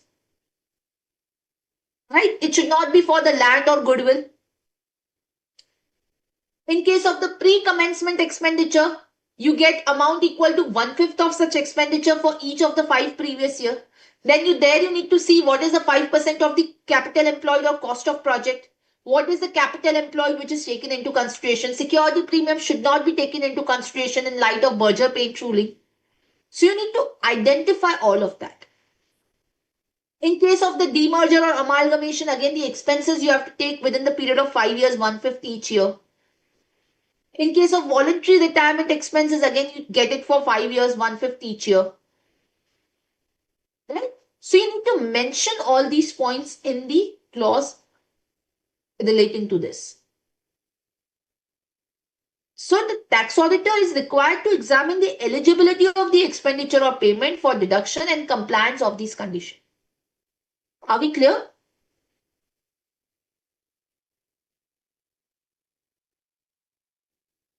Yes or no? Yes? Okay. Then we have clause 20. Any sum paid to an employee as bonus or commission for services rendered where such sum was otherwise payable to him as profits or dividend. So how will you verify this? So 36(1)(2) tells you that deduction of any sum paid to the employee as bonus or commission for services will be allowed where it is not payable as a profit or dividend. So how will the tax auditor verify this?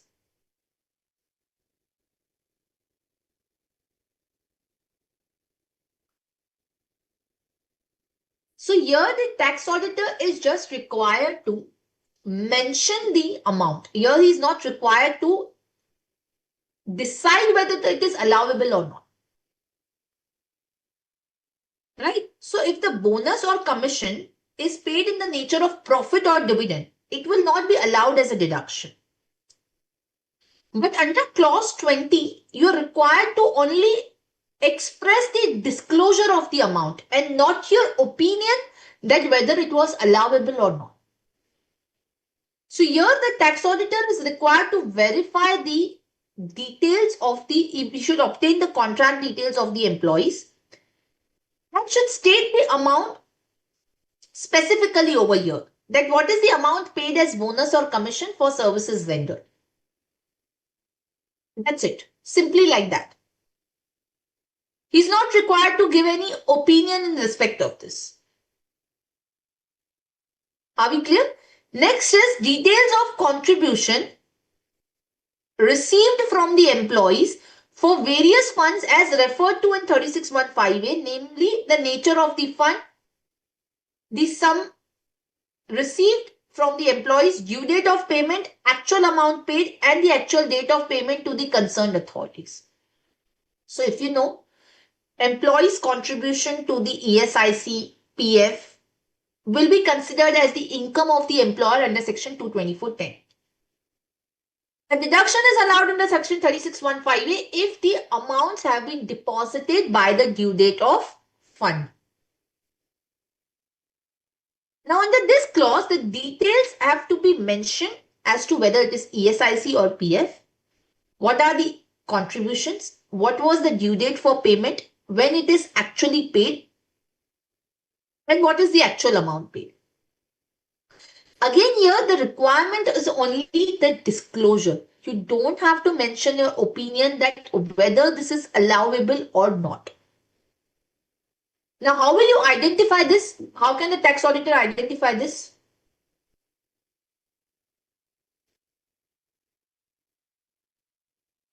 Yes.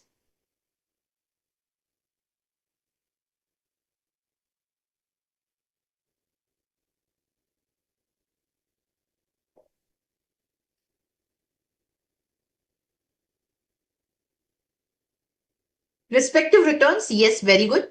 So the tax auditor can obtain the returns of the PF and ESIC and verify this amount. He should maintain the information in its working papers for the purpose of verifying the reporting, that what was the sum received, by when it was deposited, and what was the actual due. So that he has this working with him. He should obtain the ledger of the contribution. He should verify it with the fund date and should ask for the return. Then we have clause 21. It asks about the details of the amount debited to the P&L being in the nature of capital, personal, advertisement expenditure in any souvenir, brochure, tract, pamphlet or the like published by a political party, expenditure incurred at the clubs, expenditure for any purpose which is an offence prohibited by law, or expenditure by way of penalty or fine for violation of any law, or outside India, expenditure by way of other penalty or fine not covered above, expenditure incurred to compound an offence under any law for the time being in force, in India or outside India, expenditure incurred to provide any benefit or perquisite in whatever form to a person carrying on a business or exercising a profession, and acceptance of such benefit or perquisite by such person is in violation of any law or rule or regulation or guideline, as the case may be, for the time being in force, governing the conduct of such person, expenditure incurred to settle the proceedings initiated in contravention under such law as notified by the central government. So, which section does this clause 21 refers to?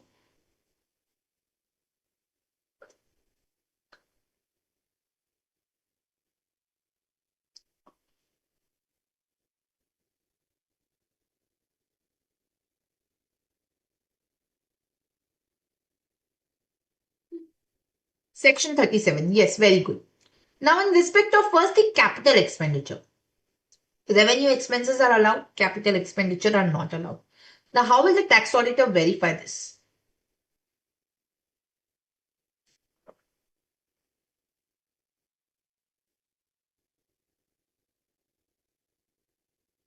Yes.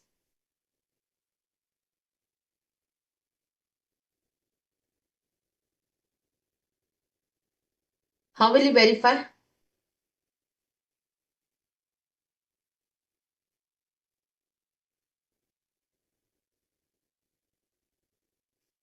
it's not very easy task to verify. For the distinction between the the capital and the revenue expenditure is very, very thin, right? So you need to rely on the judicial pronouncements, whether the expenditure is of such nature which is giving some enduring benefit, whether it brings into existence a new asset, right? Whether it is a new fixed asset is coming into existence. You need to identify what is the business of the assessee to identify whether it's a capital expense or the revenue expense, right? So, based on the facts of each case and considering the judicial pronouncements, the tax auditor has to examine that whether it is a capital expense or not, right? For example, if it is a capital expenditure, whether it is specifically deductible, let's say under section 35, scientific research, 35 AD, right, in respect of the specified business, in respect of the, again, spectrum license fee, again under 35 AB, ABA. So whether that is deductible or not. So the tax auditor here should specifically mention his qualification or the disclosure. He should mention on what rulings he has relied on, right? So he has to maintain that particulars of all the expenses. For example, preliminary expenses. It is a capital expenses. However, it is specifically allowable if it is relating to the nature referred to in 35. So in that particular case, one need to take into consideration the different capital expenditure or the revenue expenditure, right? Are we clear? Any question?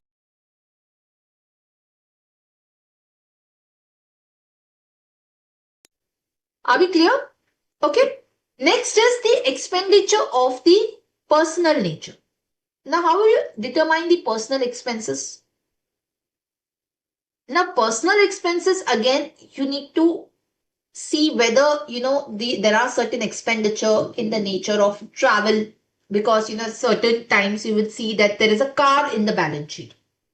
Now, this car can be used for, personal purposes, for the director, for the shareholders. It can also be used for the company. There can be expenditure on the hotels, lodging, boarding, travel related, airlines.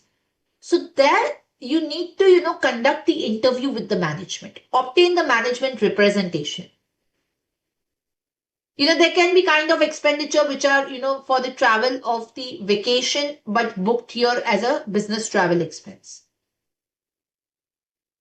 So there the tax auditor will have to verify that whether it is a nature of the personal expense. In case he has doubts, then in that particular case, they need to submit the qualification over there, right? These are the expenses of personal nature. Next is the expenditure in any souvenir, brochure, tract, pamphlet, or the like published by a political party. Incurred at the club's expenditure for any purpose which is an offense or which is prohibited by law. So in that particular case, these are the disallowed expenses, right? And you get the deduction under ATG, so ATGGB, right? Contribution to the political party, or ATGGC. So you need to again identify whether there are such kind of expenses. And you need to separately report over here. Then expenditure incurred at any clubs. Again, you need to see that whether there are payment made to certain, clubs, some membership fees are paid, some entrance fees are paid, right? Whether in respect of directors or any other employees, then these are to be regarded as personal expenditure. And these need to be reported over here. Okay. And these can also be regarded as the perquisite in the hands of the employee if these expenses if the payment is made to the club for the membership of the director, then it is perquisite in the hand of the director. It will not be easy to find the expenses of personal nature. It will be, see, generally what can be the personal expenses? Obviously, salary cannot be personal expenses, rent cannot be personal expenses. But the expenditure like, food, expenditure like, travel for the airlines, railways, driver's salary, right? Depreciation on car, interest on the car loan. These can be personal.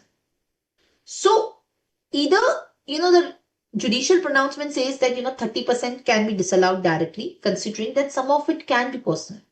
Food expenses, hotel expenses, restaurant charges. So you can, submit your qualification where you're not able to verify these. Are we getting this? Repairs done at the house of director, that is at the, outset a personal expense. Now, any kind of repairs that you see, you need to obtain the invoice. You need to see in the invoice that where are the repairs done. What kind of repairs have been done? Again, whether these are capital repairs or the current repairs. If these are, like let's say for example, if I've done the painting to the entire premises, it's okay, normal routine, year on year painting. But where let's say for example, I've built, like let's say glass cabins, that's a capital expenditure. It is bringing a new asset into existence. Yes, invoice made in the company's name, obviously there you cannot identify, but you have to rely then on the personal, on the management representation letter.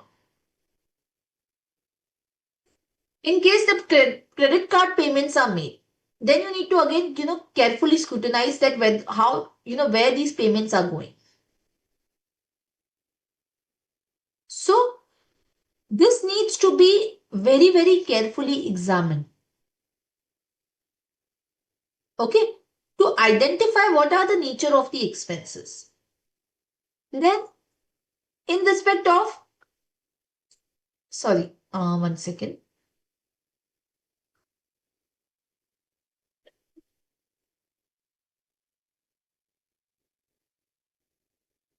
Yeah. In respect of any expenses which are incurred to compound any offense. Now, how will you identify this?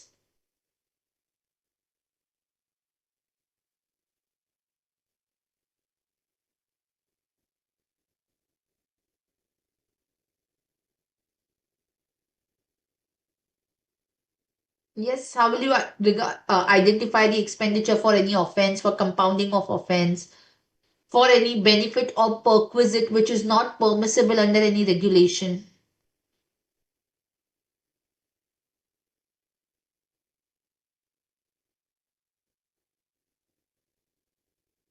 So see, the tax auditor may not be an expert to decide the nature of payment as to whether it is prohibited under any other law. Now, I'm a tax auditor. I may not be, expert of FEMA laws, right? I can rely on the expert opinion. So while verifying the reporting under this clause, the tax auditor is not required to express any opinion as to the allowability of the expenditure or the amount of penalty or fine for violation of any law. Because this is not only regarding the law in India, but even outside India, right? Or any kind of payment of perquisite which is not allowable under any regulation. So this clause is only covering penalty or fine for the violation of law and not the payment for contractual breach or liquidation damages. Where there is a contract breach, I don't need to report you. Though the tax auditor here has to report any penalties which are available, in the P&L. And I need to also take into consideration the concept of materiality. So, in cases, let's say Sanjay, where there is no legal department, how will you verify? So here the tax auditor will have to refer to the relevant law under which the amount has been paid or incurred. He should also ascertain all the facts by having the recourse to the order of the jurisdictional authority which has levied the penalty. He should obtain those orders, and that will not be allowable as an expenditure.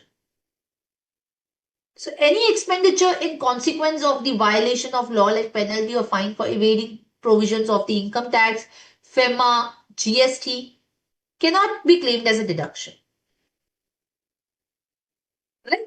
So that you need to assert it. If these are deductions claimed, then you need to just mention over here. So any kind of penalties which are paid over here in respect of any offense, whether in India or whether outside India, or any expenditure incurred to compound the offense. Compounding of offense is what? Settlement mechanism by which a person is given to an option to pay the penalty in lieu of the prosecution. Right? So the tax auditor needs to verify the reporting under the said clause, any expenditure incurred during the year to compound an offense, which is either in India or outside India. This has to be reported. So the reporting is limited only to expenditure which is there. And for that, if the tax auditor is unable to determine with respect to, let's say, outside India, he can obtain an expert opinion. So here the tax auditor is not required to express any opinion as to the allowability of the amount of such expense. He is only required to verify the details of items that are debited in the P&L account. If there is any compounding fee debited during the year, the tax auditor then has to verify the nature of litigations which are ongoing and continuing. If he is unable to verify, then he can obtain the management representation for the same, that there are no pending litigations. He should obtain the list of the compounding applications made during the year. He should call for the evidence of the payment of fees and the compounding payment. He should see what is debited to the P&L account and accordingly he should report. In respect of the expenditure paid, in respect of any perquisite which is not allowable under the any regulation, then in that particular case, the tax auditor should see that there is any benefit or perquisite first of all given and which is debited to P&L. And the acceptance of such benefit or perquisite is in violation of the regulation. For example, in respect of the pharmaceutical company, any freebies given to the doctors is prohibited by the Indian Medical Council regulation. So the tax auditor should obtain the list of beneficiaries from the management. And you should cross-verify with the list of beneficiaries in respect of whom if the TDS has been deducted under 194R to identify whether the benefits and perquisites are inadmissible and require the reporting under this clause. One has to take a note of the same and obtain a proper clarification from the management as to why these benefits were given. And accordingly, you need to report it. Are we clear? Yes or no? Okay? Fine. Next is amounts inadmissible under 40A1, 1A with details of payment on which tax has not been deducted or after the deduction tax has not been paid on or before the due date of 139(1) and the amount inadmissible under 40A2B, 40A3, 40A4, 40A5. Let us talk about each one of it. So 40A1 says what?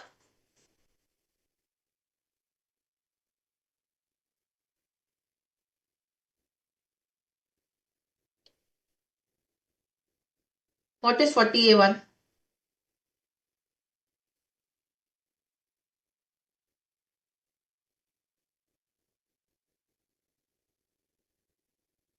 %100% disallowance to NR if any interest, royalties, FTS or any other sum chargeable under the Act is payable outside India or to a non-resident or a foreign company on which tax is deductible and it has not been deducted or after deduction has not been paid before the due date of return.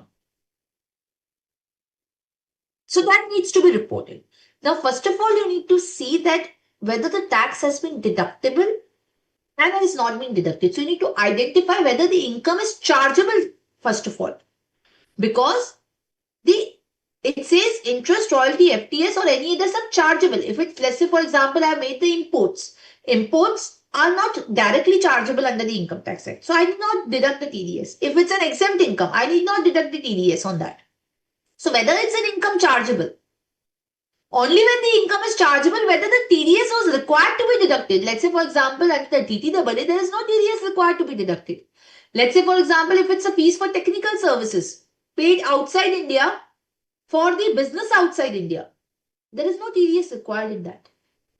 So first of all, whether TDS was required to be deducted. And if yes, then TDS has not been deducted, and in that particular case, the payment has not been made. So if I am not competent to determine that, I can rely on the legal opinion from a lawyer or from any other chartered accountant, using the work of other auditor, using the work of an expert, sorry, under SC 620, to decide whether under the DTL there is no taxability. And I should specifically mention that in the clause. And in case the TDS has not been deducted, then I need to mention for each individual payee over there. Or where the tax has been deducted but has not been paid, I need to again put over there. So the tax auditor has to maintain that information with respect to each and every pay. Then what is 40A1? 1A? That is in respect of payments made to resident. Wherein if the TDS is not deducted or deducted but not paid, 30% disallowance is attracted. Now again, if let's say the payee has paid the tax and offered the income in his return, then there is no disallowance by way of to section 40. A1, right? So in that particular case, there will not be any disallowance. So again, I need to report over that particular point.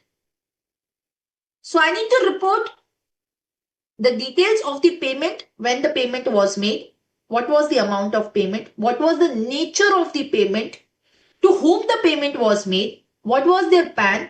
I need to report all of these details, right? To say that, okay, there is no TDS has been deducted on that. So if you look at this, it asks about these details. As payment to a non-resident, details of this payment on which tax is not deducted.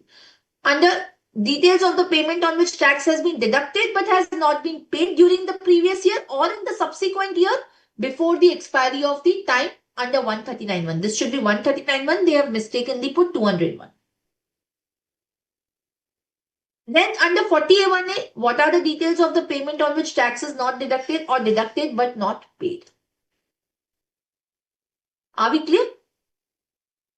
Then in respect of, let's say for example, the tax auditor here should look into each and every expenses in the P&L account and then identify whether the tax is required to be deducted but not deducted,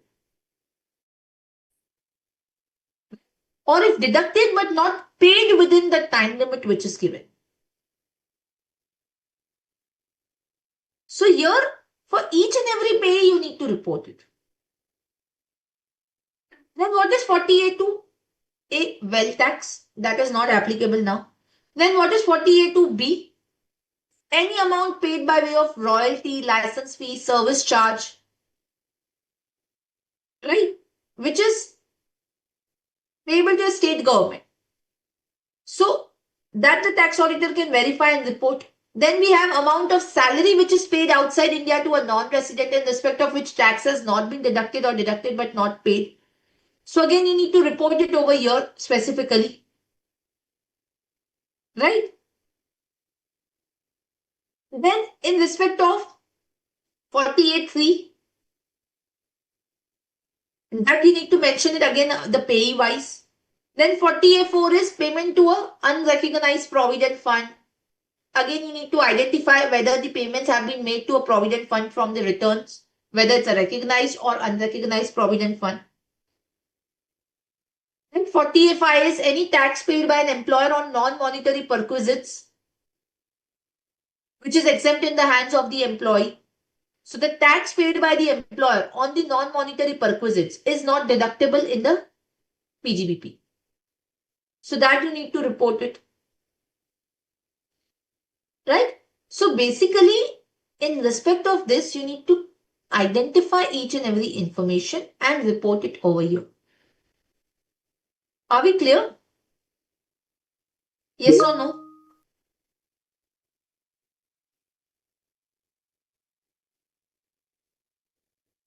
Okay. Okay. Next is amount debited to the P&L being interest, salary, bonus, commission or remuneration inadmissible under 40B or 40BA and the computation thereof. Now here, first of all, what is 40B? 40B is the remuneration paid to the partners and the interest paid to the partner. Now, if you see, it is not only about threshold, but it should be remuneration has to be paid to a working partner. Now, if let's say remuneration is paid to a company, now company cannot be a working partner. A working partner can only be an individual.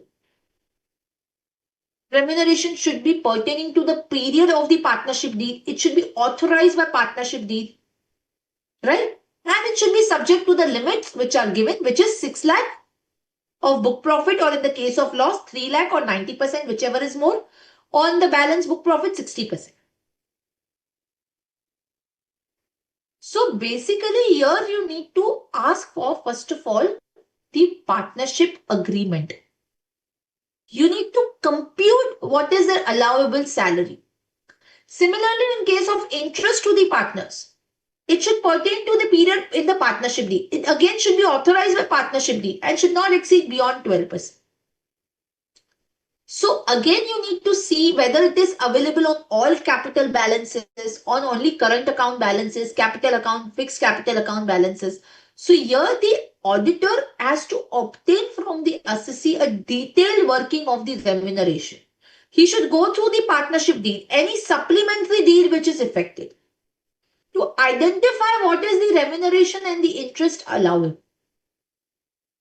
Right? Computation of the total income, to identify the book profit calculation. Are we getting this point?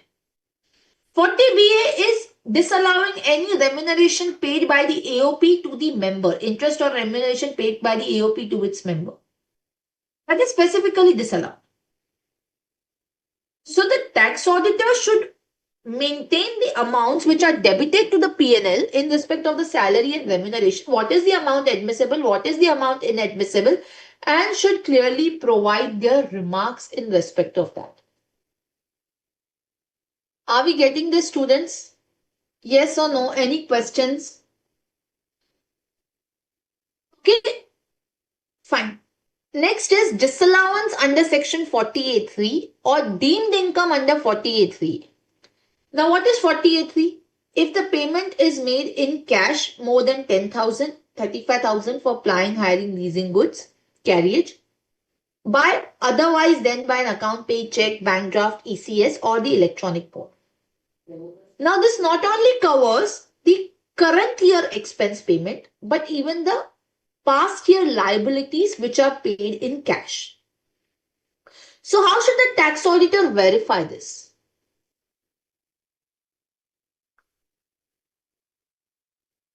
How will we verify this?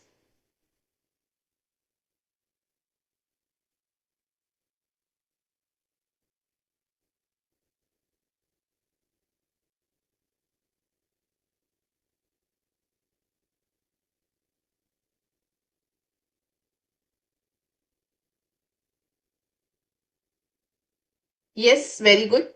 So see, first of all, the auditor should see that, he should verify each and every expenses. Again, he should look at the concept of materiality. If it's, very small amounts, he should, ideally ignore them. Now, it may not be possible. Let's say, for example, if the books of accounts are very voluminous, then it may not be possible to verify each payment. Then the auditor should report that as his observation, that it is not possible for us to verify each receipts, whether they have been made, each payment, whether they have been made by an account paid check or not, as necessary evidence was not available. Right? Or he should obtain a suitable representation from the management that we have relied on this. However, it is advised that they should go through each and every expenditure to see how this has been paid. And not only the current year, but any liabilities which are outstanding in the opening, whether they have been paid in cash more than 10,000. Are we clear? Then whether we are falling into the exception of Rule 6DD, for example, payment to the banks, payment in respect of the cottage industry, agriculture, payment in any village which is not served by bank, payment of terminal benefits to employees up to 50,000. So that you need to see payment to an employee who is posted in a village for more than 15 days, and there is no bank over there. So you need to see whether you're falling under Rule 60D. So this list should be prepared by the tax auditor. And where the payments do not satisfy these conditions, that should be stated in this clause appropriately. Okay, so it is given the volume of transaction, it may not be possible to verify each and every item, but as far as possible, the auditor should rely on this. Okay, next is provision for payment of gratuity not allowable under 40A7. Now, what is 40A7?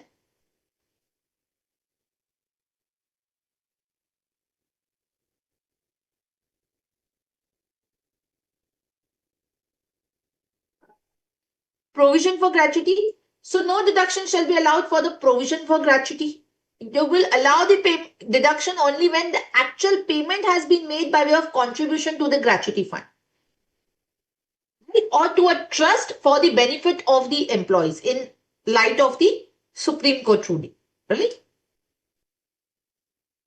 So, plus the gratuity fund should be approved. So, again, the tax auditor should look into that whether the approval has been given for recognizing the gratuity fund. The provision has been provided in the trustee. Right? If the provision has been made, then it is not allowable. The actual payment should have been made. So that the auditor needs to verify. Next is any sum paid by the assessee as an employer not allowable under 40A9. What is 40A9? Any payment made by an employer towards setting up or formation of or contribution to any fund which is unregistered. Now again, the tax auditor should obtain the understanding, should maintain the detailed working papers documenting the nature of the expenses which are considered as disallowable under 40A9. So if any contribution is made by assessee in capacity other than that of employer, that is not covered under 40A9. He should see whether these trusts are recognized or unrecognized. So for that, again, he needs to obtain the order of recognition. So if it is contribution to a recognized provident fund, then it is not disallowed. Right? So that you need to see and check properly. Are we clear? Any questions so far? Yes or no? Okay. Particulars of any liability of contingent nature. Now, if there are any contingent liabilities which are there, which are debited to the P&L, then in that particular case, you need not allow them. So here it needs to be furnished the details of the contingent liability. Now, how will the tax auditor verify? He will verify the details of the liability debited to the P&L, will suitably look whether it is appearing as a provision, whether it is appearing as outstanding liability, what is the accounting policy followed. You should look into the CARO. So any expenses relating to the disputed claims can be identified, that whether these are contingent in nature or these are provision. Right? Any past year contingent liability, you should see whether they have been debited to the P&L. He should look at the ICDS 9 to see that whether it is recognized as a contingent liability. So that needs to be specifically reported only if it is debited to the P&L. If it is not debited to the P&L, there is no need to report it. Fine. Next one is amount of deduction inadmissible in terms of section 14A in respect of the expenditure incurred in relation to the income which does not form part of the total income. So what is section 14A? 14A says that in relation to an exempt income, the expenditure cannot be claimed in light of rule 8D. So here what auditor needs to do is, here the auditor needs to see that whether there is any expenditure which is relatable to an exempt income. So if there is any exempt income, let's say for example section 10, incomes which are their share of partner profit in a partnership firm which is exempt. So any expenditure relating to that income should not be allowed as a deduction. So in case of, let's say for example, I have done a borrowing and made investment in the partnership firm through that borrowing. So any interest which is paid in relation to that borrowing can be deducted against the interest and remuneration from the partnership firm. It cannot be deducted against the share of profit. So that will become an inadmissible expenditure. So rule 8D which is there lays down the method for determining the amount of expenditure inadmissible in relation to the exempt income. Right? So that is basically 8D provides that the disallowance shall be the aggregate of the amount of expenditure and the 1% of the monthly average of the opening and closing balance of the value of investment, which is generating the exempt income. So basically, you need to see that whether the disallowance that you're calculating, whether that has been in line with Rule 8D or not. However, Rule 8D comes into picture at the time of the assessment. That is when the AO examines your accounts, not at the time of tax audit. So at the time of the tax audit, the auditor just has to verify the amount of inadmissible expenditure as per Rule 8D2. Right? So you need to see that there is no expenditure allowed in relation to the exempt income. So the tax auditor shall examine the details of inadmissible expenditure as furnished by the assessee. And he can rely on the management representation in respect of that. That what are the expenses which are incurred with respect to this income. Now there can be general expenses also. Then you have to, allocate between the taxable income and exempt income. For example, let's say salary is paid. Now salary can be for the other income as well as exempt income. So you need to allocate between the two. So you can rely on SA 540 which is accounting estimates. So in that case, section 14A will be applicable on the exempt income and the expenditure cannot be claimed. Are we clear? Or if let's say there is disagreement with the assessee, then the auditor can express a qualified opinion. So if there is a material disagreement, or in case where the impact of the disagreement about the computation of the expenditure is so material that it affects the overall opinion, then he can give an adverse opinion.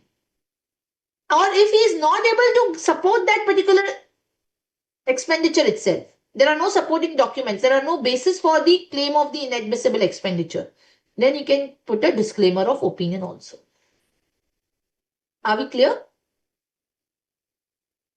Yes or no? Okay.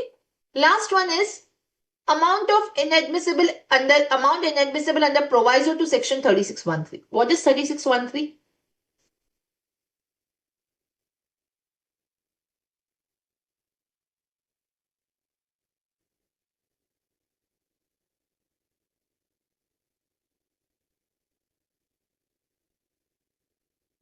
Interest on capital borrowed, right? Interest on capital borrowed is allowed as a revenue expense. However, if it relates to the capital asset, then till the time the asset is put into use or asset comes into existence, it has to be capitalized. Now the tax auditor needs to verify that whether the loan which has been taken is taken for what purpose. So you can look at the loan documents, right, to see what is the purpose of obtaining the loan. If the loan is for the capital asset purchase, then the interest up till the date of asset coming into existence or put to use will be capitalized. And that he needs to report it over here. Isn't it? So that has to be specifically reported over here. In case the asset is, let's say for example, it's a general loan, but it is used for the purchase of capital asset, then you need to take the management representation in that regard. that what was the purpose of taking the loan. Are we getting this particular point? So, basis that you need to decide that whether this is for the capital expenditure or whether it is for the revenue in nature. So, based on that, you can then decide that what is the purpose of the loan which is there. Right? Or you can rely on the management representation letter. Any questions, any doubts so far?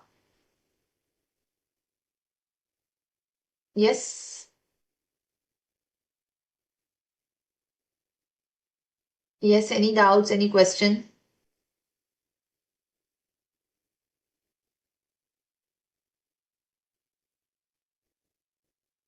Okay. No questions, no doubt. Okay. Next one is with respect to the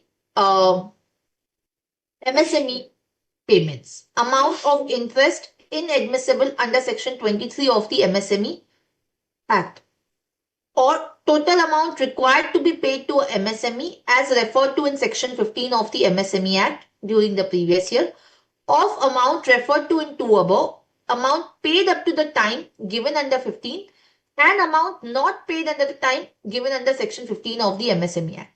So, as you know, Section 43B of the Income Tax Act now specifically has provided that the deduction will be allowed on the payments made to MSME only when the amounts have been paid up to the time limit given in Section 15 of MSME Act. What is the time limit given under the Section 15 of MSME Act?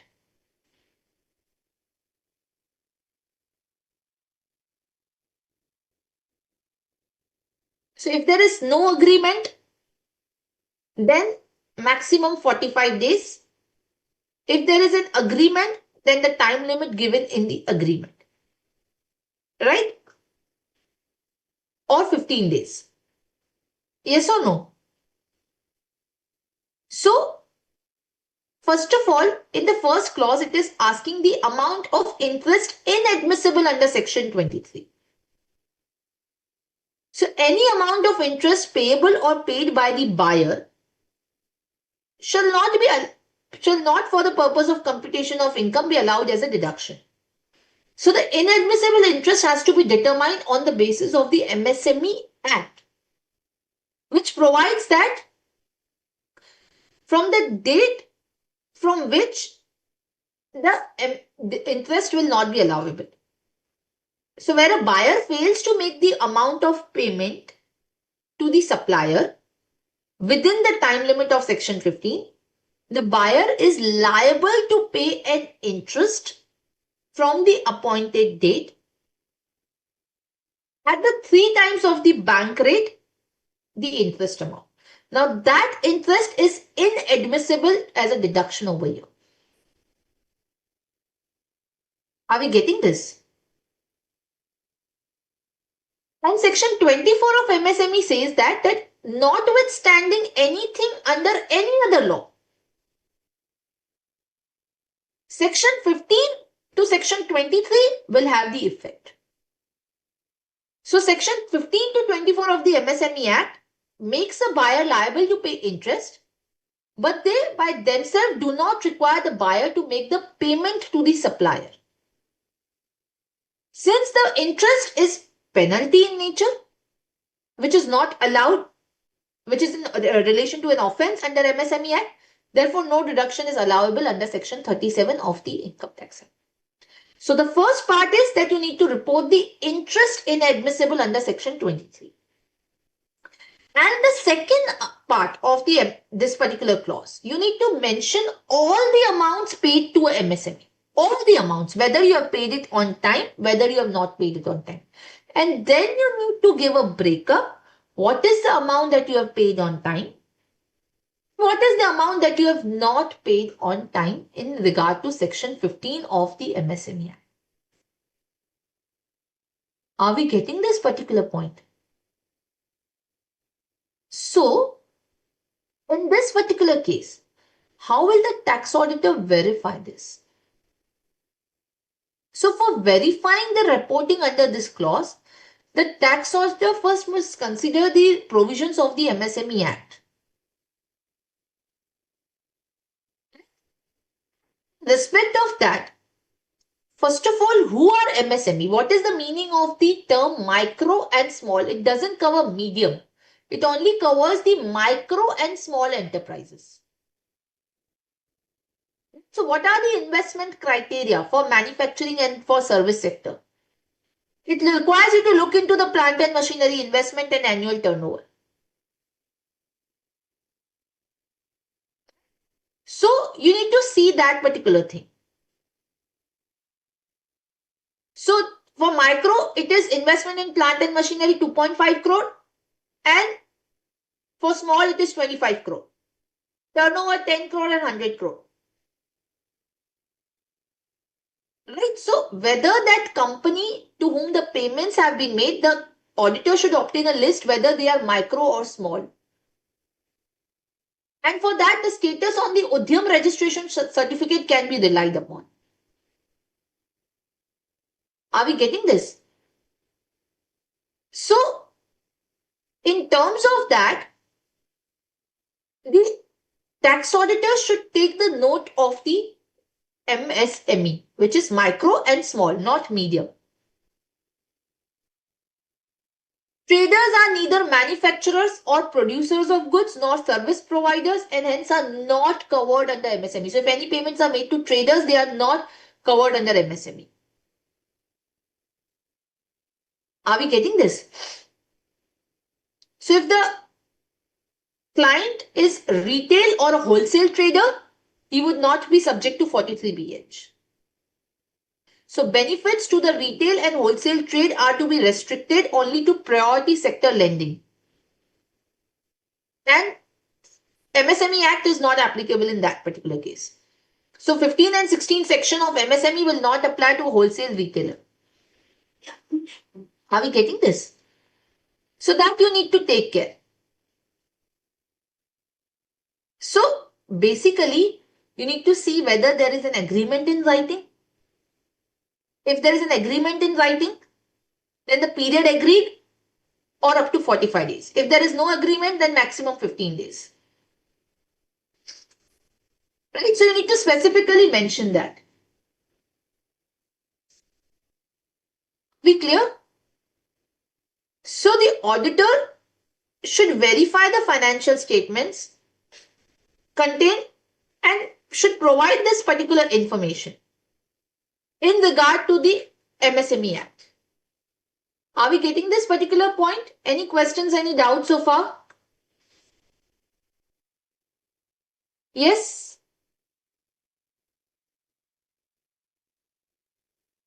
Okay, any questions, any doubt? So the auditor should obtain a full list of suppliers which fall within the purview of the micro and small.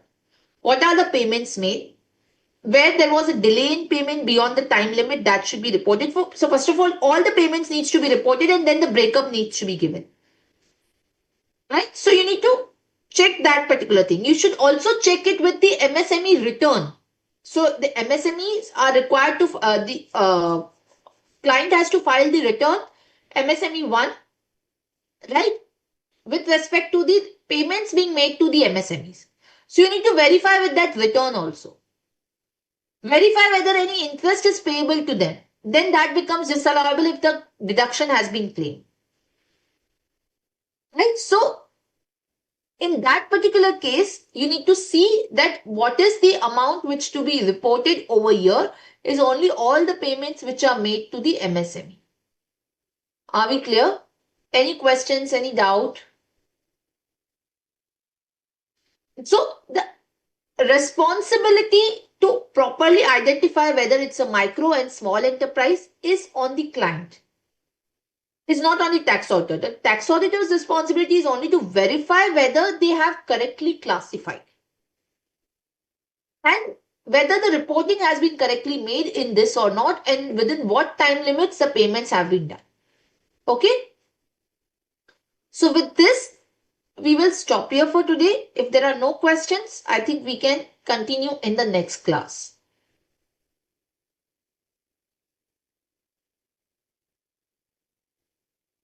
Okay. Thank you so much. We can close the session. Yes.